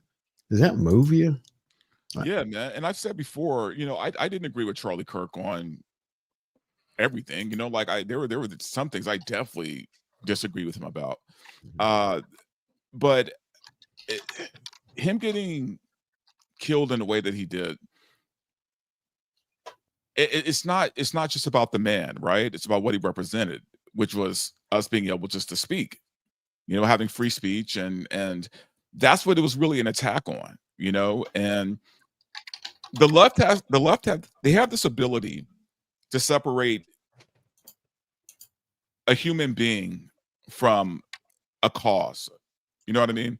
Like they looked at Charlie Kirk like literally the enemy. They know nothing about the man himself. They didn't know anything about his wife, knew nothing about his kids, knew nothing about his personal life. They just saw him as the enemy, because they are programmed to see anybody who doesn't buy into their ideology as the enemy. Period. So and again, man, I come from a place of not being that fond of either political side, but that's why you got to look at the person and not just the rhetoric, right? And then the worst part about the rhetoric is this. They clip and they pick and choose, they cherry pick what they want to show, right? Like they'll show one thing he said completely out of context, right? To be able to stick to labeling him as either a racist, a transphobe, a homophobe, the worst person in the world, by clipping like one little section of a very long speech he did. And this is this is their way of erasing the humanity out of the man so that they could villainize him. Right. They want to villainize him while they humanize the monster. You could disagree with somebody. Like I said, I didn't agree with everything he said. Yeah. Right. But I was able to find common ground on some things I definitely agreed with that he talked about. And to add to your point, that those clips that where he's justifying the need for the Second Amendment, and they're talking about how he's politicizing the death of children in these shootings. They don't talk about what he suggests and how to prevent those problems. They don't talk about any of that. But they also don't acknowledge that it's the left who, the second there's a shooting, they start attacking the Second Amendment. Instead of talking about the cultural issues at the core. You know, if you go back to the 1950s, a child could walk into a store and buy a gun, but there were no shootings at that time. It was a culture. It wasn't a gun control issue. It was a cultural issue. Why do people find it necessary to go and do that today? And so they're the ones who are posing that question in that connection. Now you're forcing a man to defend an important value of America, which is the Second Amendment, and then you are talking about why he should have. You're treating it as a problem that he's sitting and defending it. But you're the one who brought it up. Your side is the one who brought it up in the first place. Same thing. A lot of people talk about, the assault of a 5-year-old child. He would force his 5-year-old child to have a baby. Who brought up the 5-year-old child into the situation? He didn't.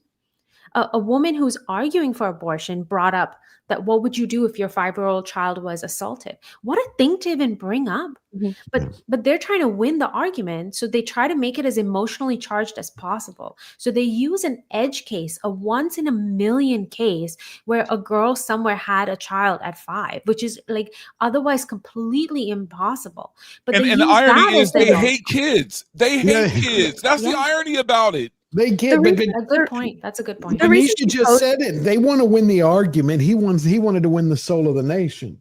The reason she posed that question was to put him in a lose-lose situation. Right. If he said, yes, I would, have that child because, and his reasoning is based in faith, is because he doesn't believe that something evil should come out of an evil act, right? He wants something good to come out of an evil act. So if he says that, he looks like a monster because he would put his child through that. Right. When in reality, he's actually taken the high road, because it would be a hard thing to do, to one, know that your daughter went through that trauma. She's going to have to raise a baby of her attacker. He's going to have to look at that baby every single day. That is the high road. That is the good thing to do. That is the moral thing to do.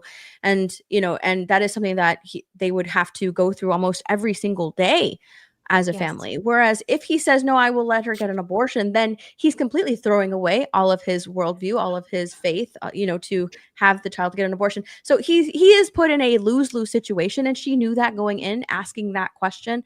But that opinion, his response is being put out there as that is the only thing that I view. Like, that is my one opinion, is that I think that 10-year-olds should carry a child to term if they're ever assaulted. When that's not his.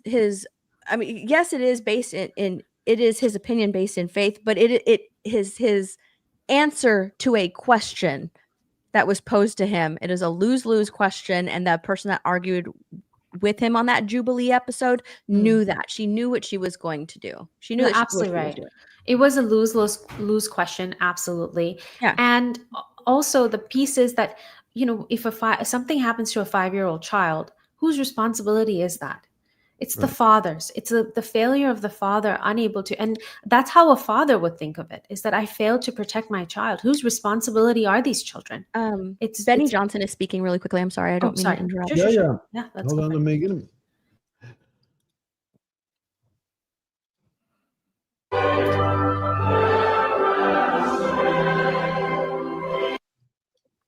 the first martyr.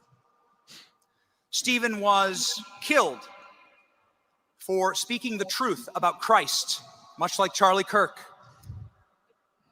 The martyr Stephen was the same age as Charlie Kirk when he was martyred.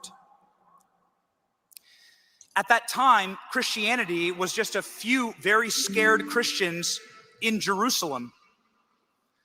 And after Stephen's martyrdom, Christianity spread throughout the known world. The power of martyrdom. This is how God and Christ always advances his kingdom, and he's doing it right now with Charlie Kirk. It is a wonderful thing to see. We were all witness to a miracle. Charlie's life was a miracle. We could all see it, those who worked up close and those who watched from far away. We got to witness a miracle in Charlie's life. Someone who was there that day when Stephen was martyred was Saul. Saul was the one who was taking the garments so that Stephen could be killed. And through Stephen's martyrdom, the Apostle Paul was reached by Christ to go out and write the majority of the New Testament. There was no one who was irredeemable. And that is what Charlie would have wanted us to know about his faith in Jesus Christ. The power of Christ's blood and the power of martyrdom speaks through Charlie. The Apostle Paul would go on to write the book of Romans. And I'd just like to close with this. In Romans 13, the Apostle Paul talks about a godly government instituted by our Lord and Savior. And what does he describe? The Apostle Paul describes how God establishes the rulers of the nations. In the audience right now, there are rulers of our land. Represented right here is the State Department, the Department of War, the Department of Justice, the Chief Executive. God has instituted them. God has given them power over our nation and our land. God saved our president, President Trump, from an assassin's bullet for this moment. He's right. Yeah. He's right.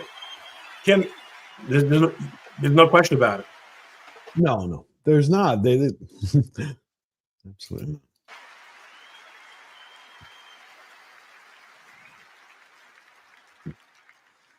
And what does the Apostle Paul in Romans say about a godly leadership? He says that rulers wield the sword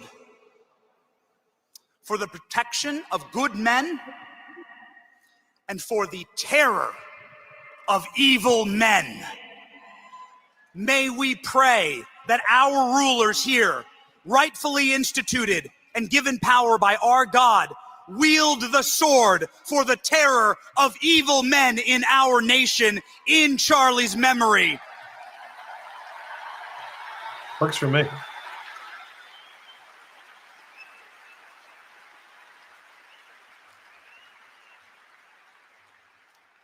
I want to live in a country where the evil are terrified and where the good and the faithful and the moral people of our nation can live in peace.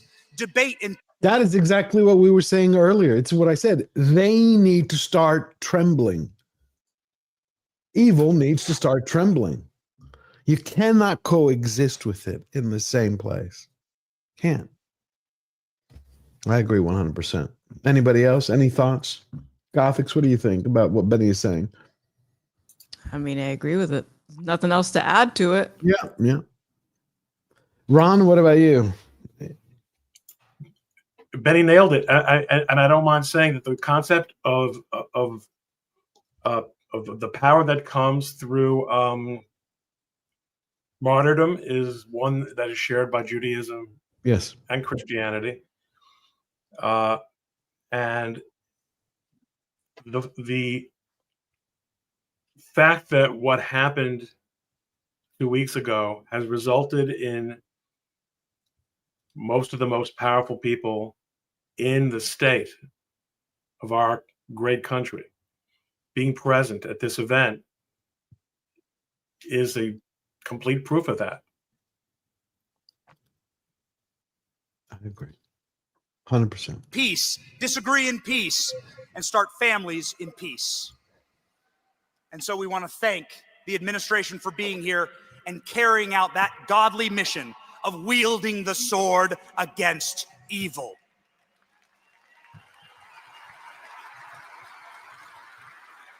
In conclusion, I'd be remiss if I didn't say this to all of the young men in the audience, and I can see so many young men out there. Charlie really reached young men and women, but this is the advice that Charlie gave me. Center your life on Christ. Fall in love. Get married. Have 1 million kids. And live out your American dream. And by doing that, we can create millions and millions and millions of Charlie Kirks. And we can save our land. That will be our turning point. God bless you.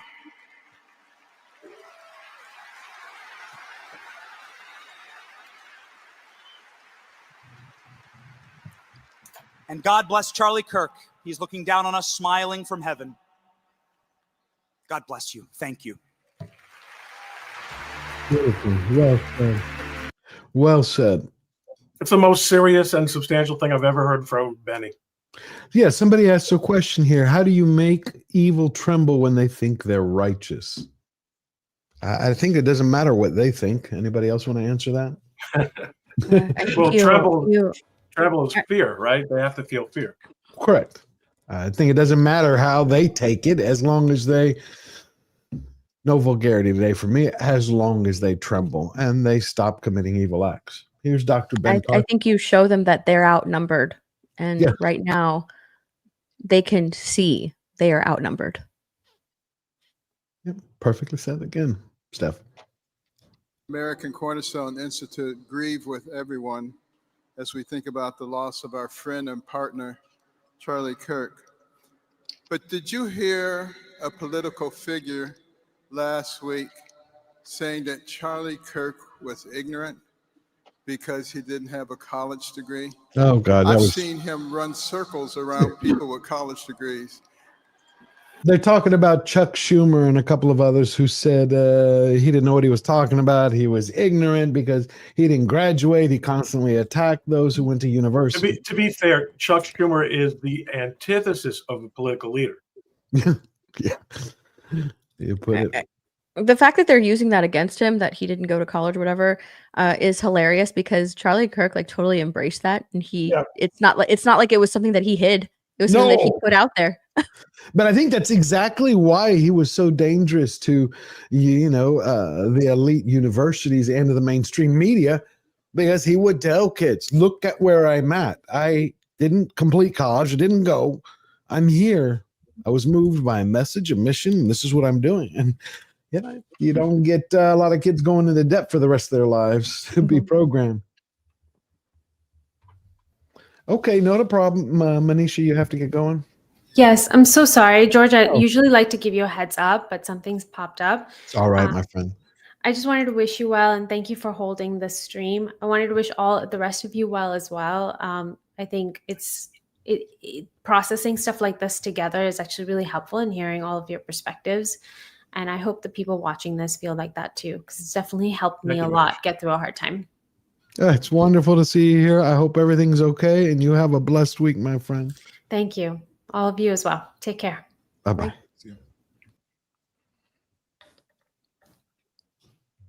I wonder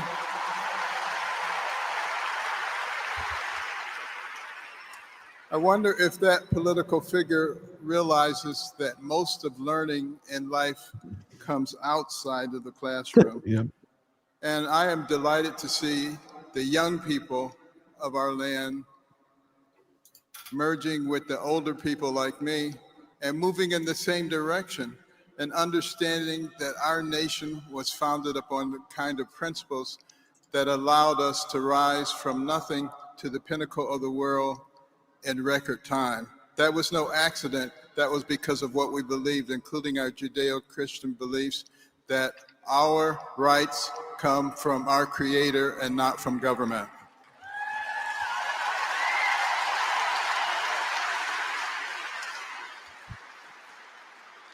Now, for many decades, there have been people who are trying to fundamentally change who we are. And there was a man by the name of Cleon Skousen who wrote a book called The Naked Communist in the 50s. And he exposed the things that were being done by the Marxists to gain. I think Gothics likes that book.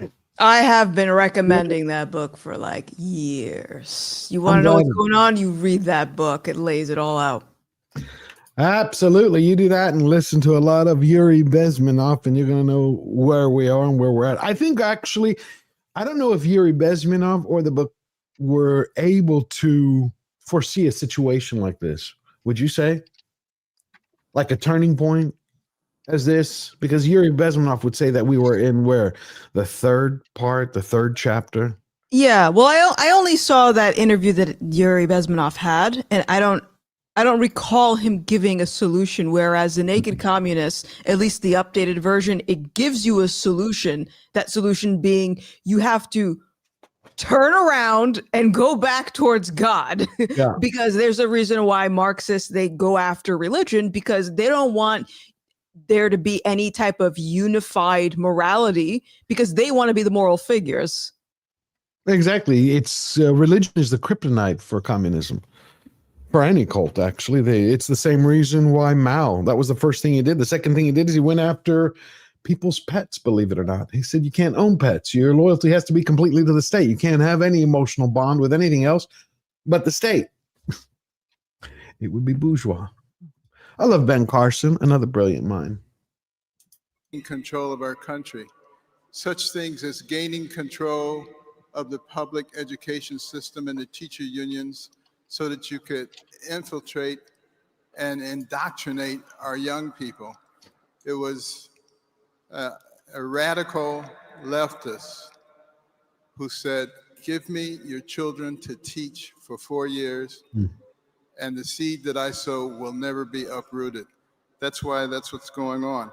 They also had a goal of gaining control of the media and Hollywood so they could change the culture in America, making sexual perversion normal, natural, and healthy. And speaking of that, pushing God out of our society and changing the gospel to the social gospel. Have you noticed that a lot of preachers don't want to talk about what's in the Bible if it's counter to the social gospel? Oh my God, we had the priest last week, not only one, but three who were saying that Charlie Kirk got what he deserved. I was like, he's a pastor at the pulpit. Was he a black pastor? One was white. There was one black pastor, I can't remember his name, but if you rewatch the video, his podium literally has a communist fist holding the cross. Oh, I didn't see that one. Does it? Oh yeah, you gotta find that podium. I gotta find that. No, it reminded me of. Do you remember the preacher who Obama went to right when he was campaigning, and he was like GD America?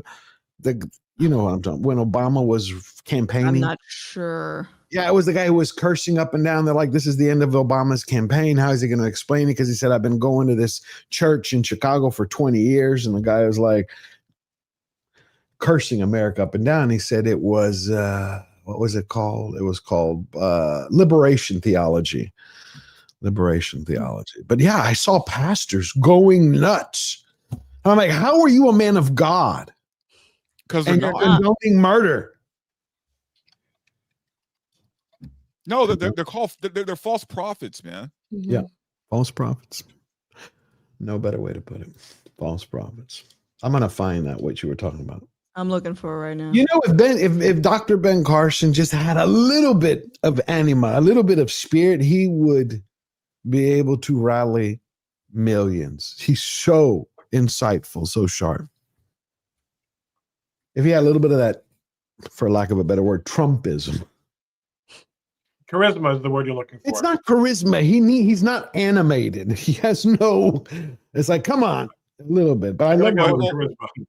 Well, he's also a man of science, so they're usually not the most charismatic normally. No, but I remember when he was running for the nomination the first time around. It's like I love listening to him. It's just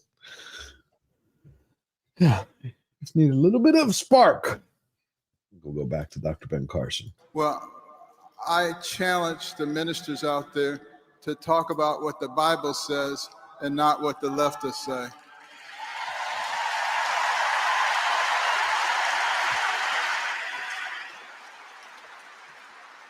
And get on board of the revival that is coming. Oh, yeah. We are not going to be able to stop it. You see evidence of it right here in the stadium. We're all going to be a part of it. I love the fact that Erika is going to take over, and we're going to grow the Turning Point to a very significant level. And I want us all to remember, you cannot be the land of the free if you're not the home of the brave. You got to stand up for what you believe in. Yeah. And in closing, I want to read a passage from John 12:24, remembering that Charlie was shot at 12:24 p.m. Verily, verily, I say unto you, this is Christ speaking, except a corn of wheat fall onto the ground and die, it abideth alone. But if it die, it bringeth forth much fruit. And I want to thank Charlie for his sacrifice, because much fruit is going to be realized. Thank you.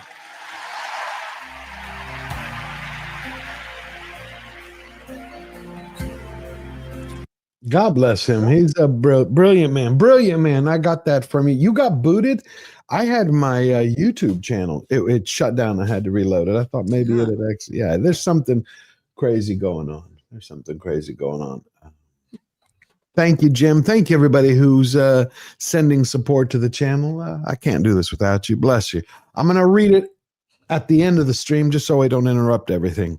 I never do that. I always respond to you directly. If you have a question directly, just like tell Istophobos or tell Eric K if it's something pertaining to what we're talking about, and I will grab that specific one for this moment if it's something that we're talking about. Otherwise, for the first time, I will read them at the end. And thank you, everybody who's been gifting memberships. And thank you, Jim Alaska. Bless you, my friend. Yeah, I think this is important, what's going on. We are, at, for lack of a better word, a turning point. And I love the way everyone's coming together. I think a lot of things changed when, maybe people will disagree with me, when we started having no-fault divorce. Ron, would you say that, I mean, that was another point that started breaking the family? Because everybody could go, hey, the grass is greener on the other side. I don't have to talk to my rabbi. I don't have to talk to my priest. I don't have to mess around with the court. We just want to get divorced. I think that that is a waypoint, you know, an identifiable point along the way. I think that probably my father, of blessed memory, said something that my wife always reminds me of, that he thought that the turning point was actually the pill. The pill, okay. The change in, you know, in responsibility for your actions, you know, for sexual relations. I mean, there are so many way stations like that. At the end of the day, how relevant is divorce in a world where people don't get married? People have families with children in them. The parents don't get married. Oh yeah, this is my fiance. Oh really? Congratulations. When are you getting married? Someday, you know. Yeah, so yeah, I mean, if you want to say that the undermining of the family is at the heart of it, George, it's hard to disagree with that. But there, you know, we're moving in such a nihilistic direction. That's the only way you can have this, the mentality, the kind of things that we discussed at the beginning of the stream, the people feel and not care. And this idea that there are no moral standards, there's no proper way to behave, there's no proper way to dress. You know, it's the kind of depravity that unfortunately builds on itself. I understand. I think pulling away from God was the first key one. Pulling away from our faith, because that brings us all together.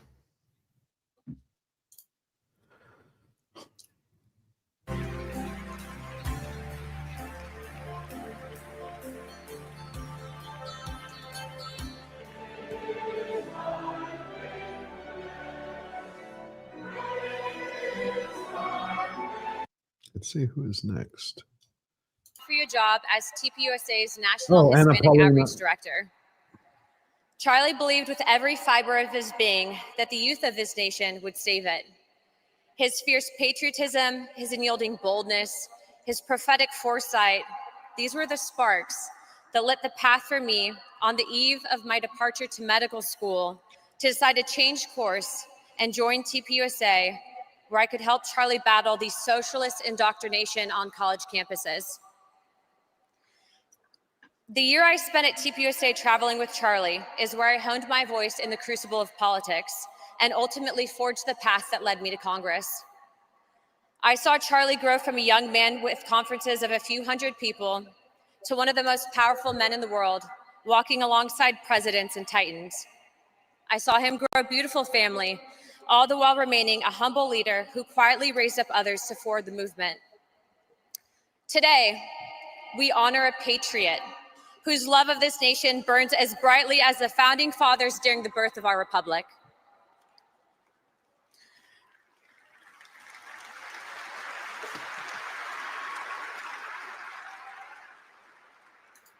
Like George Washington, who sacrificed his peaceful life at Mount Vernon to lead a militia and a small army against the mightiest empire on earth, risking everything, his fortune, his family, his very life, to secure liberty for generations unborn.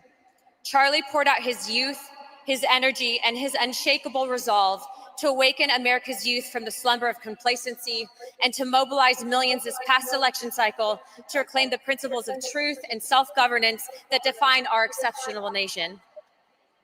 His name will stand etched in the history besides the likes of JFK, who boldly challenged a generation to ask what they could do for their country amid the shadows of the Cold War, and Dr. King, who marched into the jaws of hatred, sacrificing his safety and ultimately his life to bend the arc of history towards justice. These giants, Washington forging a new nation from revolution, JFK inspiring the innovation and resolve, and MLK redeeming it through moral courage, changed the outcome of eras, just as Charlie altered the trajectory of our modern fight against cultural decay and ideological tyranny.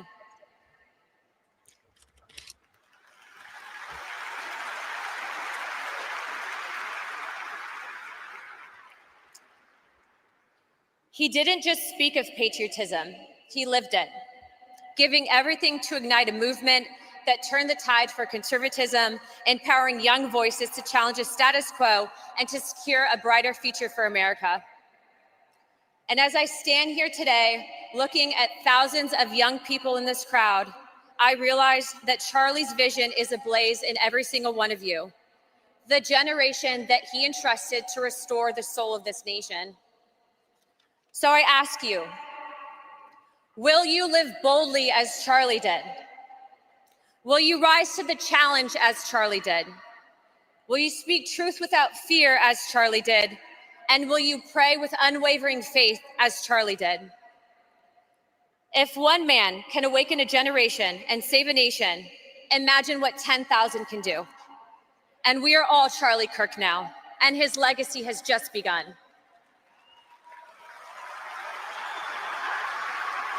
We are. God bless all of you and these great United States of America. Thank you.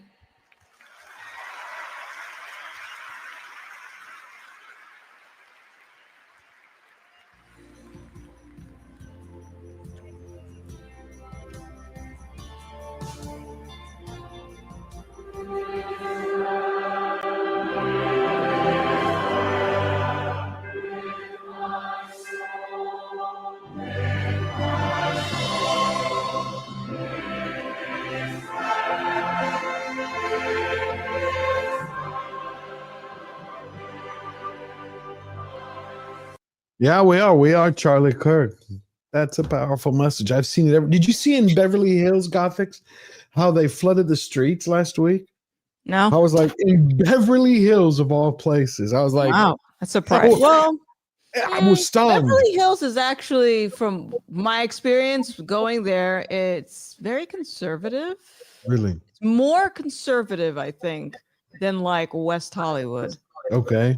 But that's just me. I'm a visitor. I could be wrong. Right. No, I didn't know that. When I saw it, I was like watching everybody come out. They held prayer vigils. I saw the local, I think it was called KR9 or something. There were like a couple hundred people showed up. I'm like, there's like thousands there. What are you talking about? They always try to minimize it. I sent that woke pastor if you wanted to I take got a it. look at it. I'm about to play it. This is it. Look at his podium. Hallelujah. See, Moses didn't let people go, but some of the people were holding on to Pharaoh. Yeah, let's see this. God, help me in here. I'm concerned about all of these Negro preachers who've been, in fact, talking about that this man that was killed was the answer to Christ in the earth. Y'all ain't saying that. They having moments of silence in black churches all over the country over a man that was racist and a white supremacist. How dare you compare him to Martin Luther King? The only thing that Charles and Martin Luther King got in common is both of them was killed by a white man. After that, they got nothing else in common. He has no shame at all. None.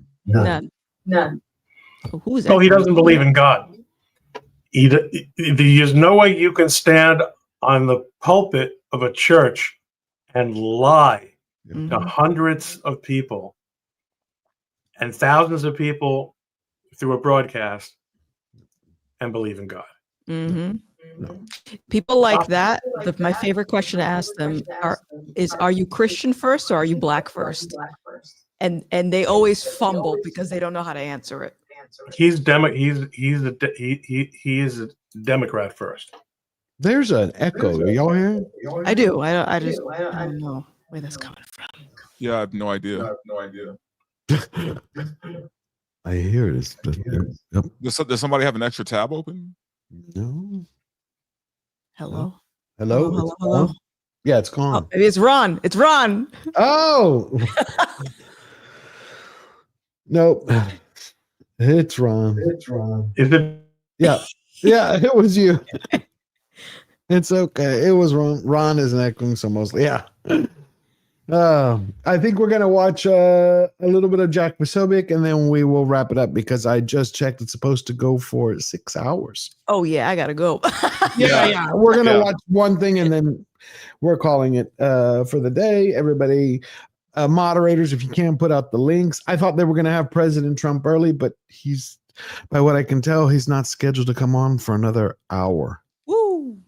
Yeah, they have a long because they have Marco Rubio, they got the VP, and then one at a time. And I really wanted to hear the beginning messages to bring everybody together to share what we think about it, and just the fact that you have the president of the United States, the vice president, everyone, and all the people outside. If you could see the cameras, I had a link a second ago. Everyone outside, they pour in their hearts out. They're there for him. Charlie Kirk, like I said, he lives. His body may not be here, but his spirit is here. They didn't kill him. They didn't kill him.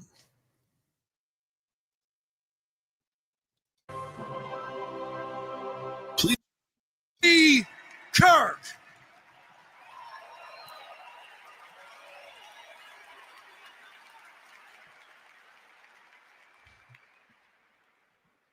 Charlie Kirk was my friend. Charlie was my brother. And Charlie was my commanding officer. And we will never, ever let the left, the media, or the Democrats forget the name of Charlie Kirk.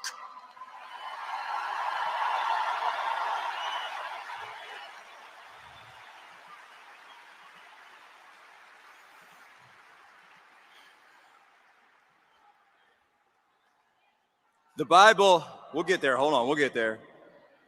The Bible tells us that on his last day, Moses climbed to the top of the mountain and he looked across the River Jordan and he saw the promised land. He led the people there, but he did not cross himself, for he was taken and he died on that mountain and he was brought to God's kingdom. On his last day, Charlie Kirk was on the top of a mountain, and Charlie Kirk led us there, and Charlie Kirk has brought us to the promised land.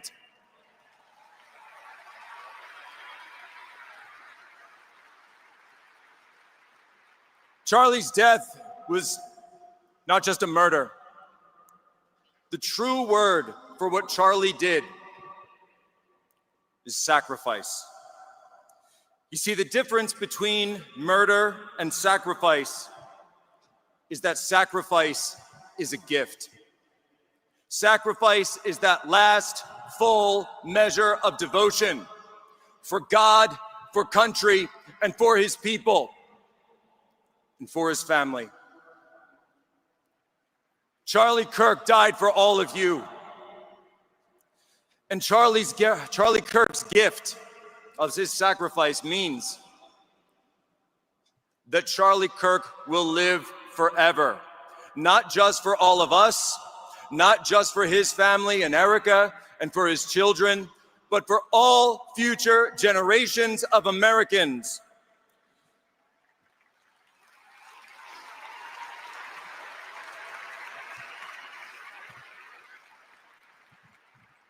And the question of our time: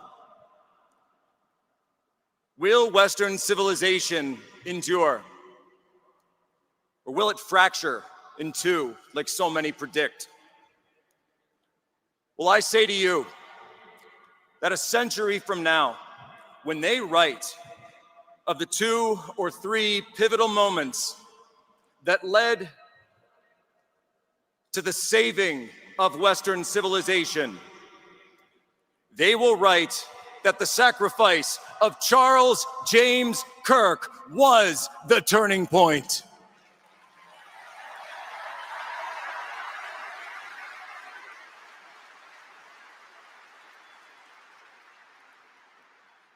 And the ugliness that was been revealed by Charlie's murder will be and is already being overcome by the beauty of the outpouring of love and prayer around the world, seas of 1,000 candles that have been lit from coast to coast. For Charlie's sacrifice for all of us, we will overcome their evil.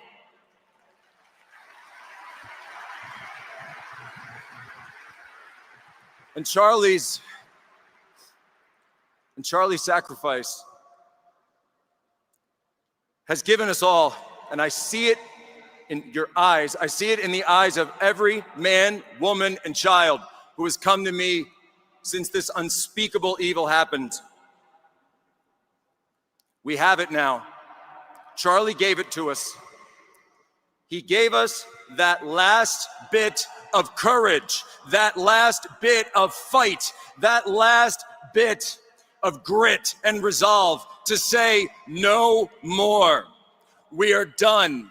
We are done with all of it, and we will now stand and fight, because if you took Charlie Kirk off that line, then every single one of us will rise up and we will replace that line, and we will be there and we will remind them what they did for Charlie, what they did to Charlie, and we will never, ever let them forget the name Charlie Kirk.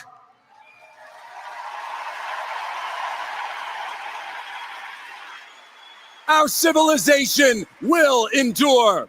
The United States of America will endure. For Charlie, we will continue the mission. For Charlie, we will end the evil disease that split us and took Charlie from us. And for Charlie, Turning Point USA will last forever.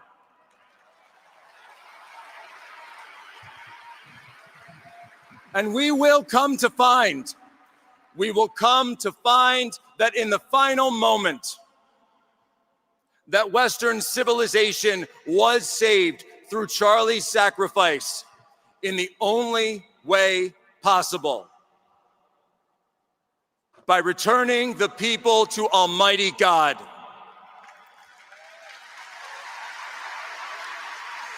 For greater love hath no man than this, than he who laid down his life for his friends.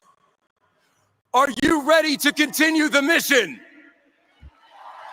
Are you ready to fight back? And are you ready to put on the full armor of God and face the evil in high places and the spiritual warfare before us? Then put on the full armor of God. Do it now. Now is the time. This is the place. This is the turning point for Charlie.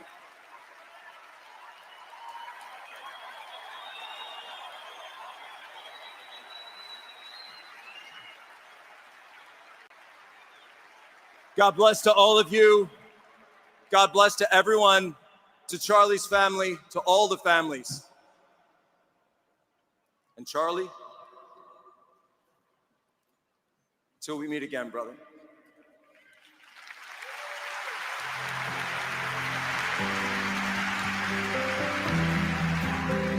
Oh, there's President Trump.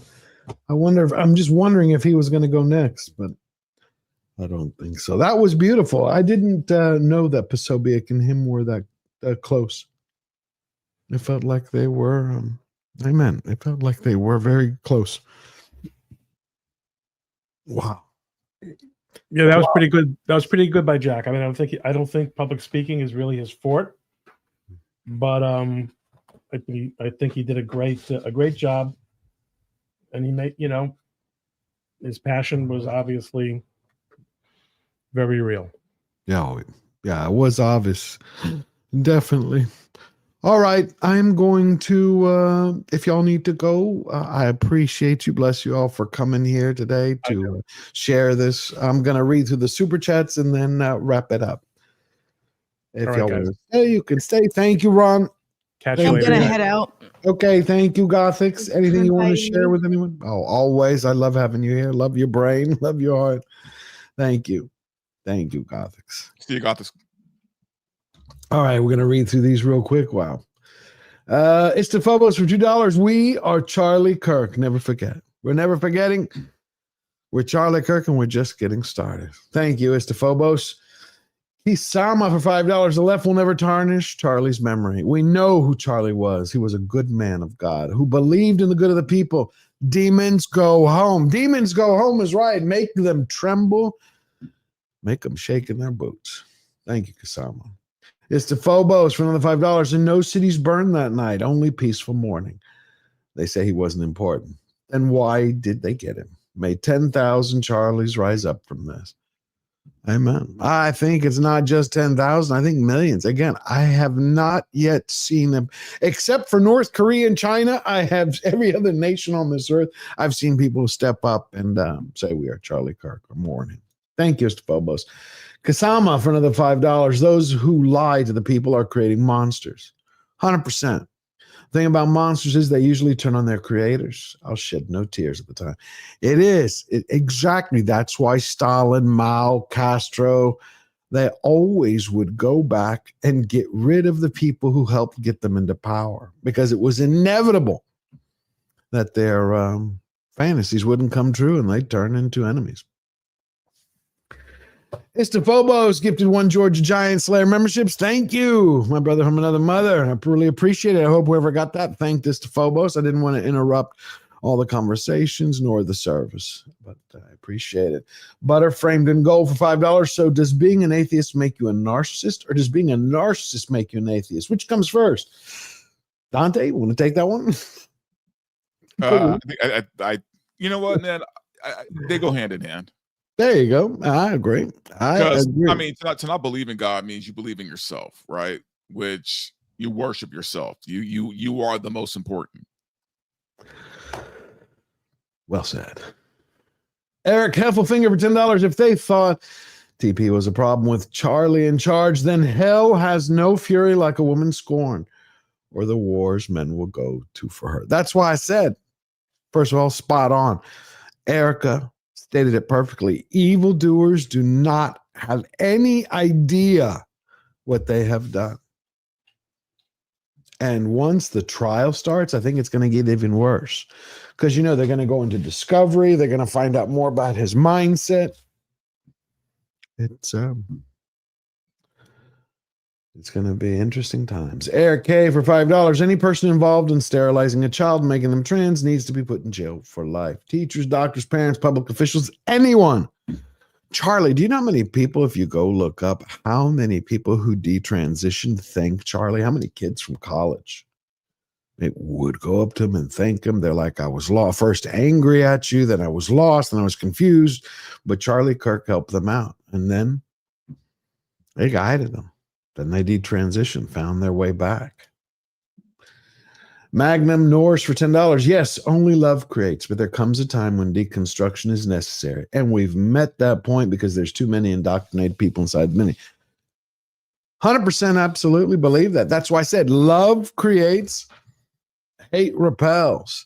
Their hate, they want to spread to destroy everything. These aren't people like we used to have. Verbal and I grew up in this. We used to have Democrats, Republicans, left, right, but it was different. It was two different ideas wanting to better America, two different ways. It wasn't one wants to destroy the country and one wants to turn everybody into slaves. Right, because it's not till to one party got hijacked basically by radicals, and for some reason, the people who are still a part of it either don't acknowledge it or maybe now they're just starting to realize. I think this is waking up a lot of people who are liberal. A lot of people.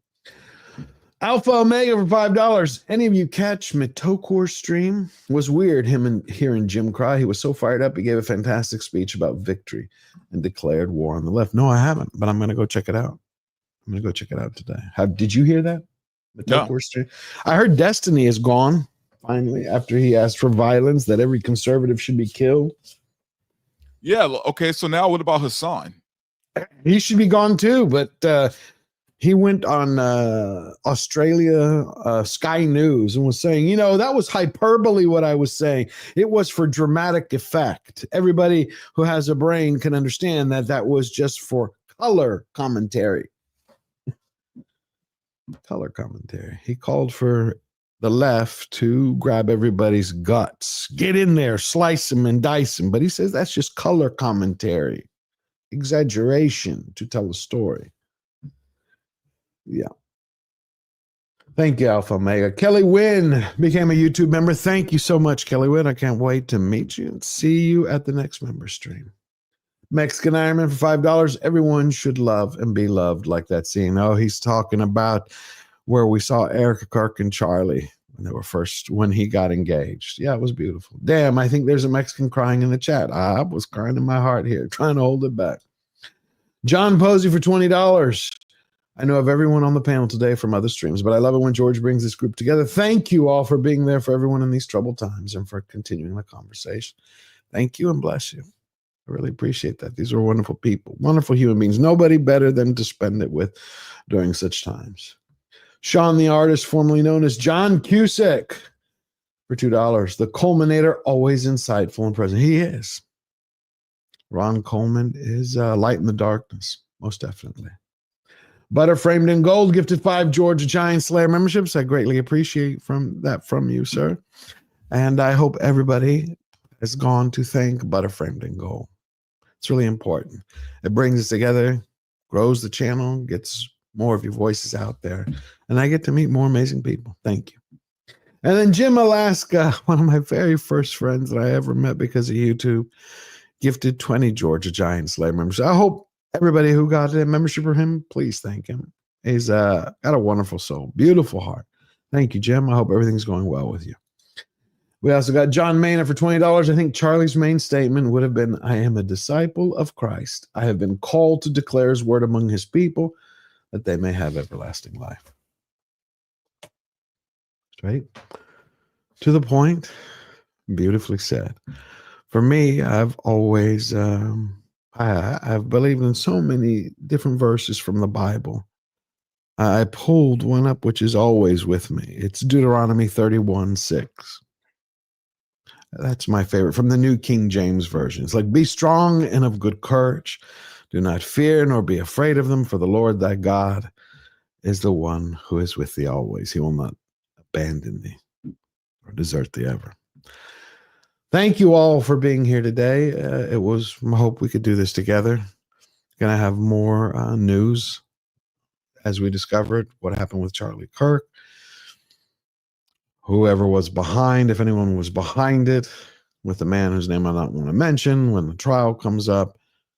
We're going to continue to cover this because it's important. I do not want to drop this just because we've had the memorial. We're going to keep going, keep his memory alive, keep his message and mission moving forward. You have anything you want to add, Verbal? Yeah, man. I think that right now, like I said, the country is at a tipping point, and we got to just kind of figure out what we're going to do from here on, because, you know, neither side is really going to let up. And I think we can't expect crazy to all of a sudden become sane, right? So, good point. You know, I would advise, though, those on the left who are seeing their party just be completely hijacked, man, start thinking about. You know, I'm not saying go to the right. I'm saying become like me, man. Just put yourself like away from everything and just use your common sense, man. Just think. How about critically think? Don't cause harm to others. That's a good place to start. Do not harm others. Use your common sense and stop backing these crazy people just because they're on your team. Yeah. I think maybe that the worst part that ever happened is when politics turned into football for some people. You know, they didn't care what happened as long as their team won. Yeah, and honestly, both sides are guilty of that. But everybody is. I said that's for all politics. But again, you know, it's this isn't sports, man. You know, this is real life, and people gotta figure their shit out. Absolutely. If you haven't, please go subscribe to Verbal Right. Are you going to do anything tonight or this week that you want to share? Nothing planned yet, but most likely, you know, I'll do my show Thursday. I'm probably going to get back into entertainment because for the past couple of weeks, it's been too much, you know, of this stuff, basically, you know, and gotcha. And rightfully so. I mean, this is important stuff, but I just feel like it could be kind of soul sucking, you know? I hear you, my friend. I hear you, my friend. Thank you for that. Everybody who was on the panel, please go subscribe to them. Go support them. Amazing, beautiful people. Thanks to everybody who gave the support to keep the lights on, memberships, super chats, our incredible mods, Lord Thoth, Eric K, Istophobos, and we had a new one today. Ron became a mod. Thank you all coming together. I couldn't have imagined it sharing this with anyone else. I wish you all a blessed day. Love you. Remember, we're fighters with one unbreakable rule. We never bow down. We never bend the knee. It's always forward. And now we are Charlie Kirk, and we ain't going anywhere. Love you.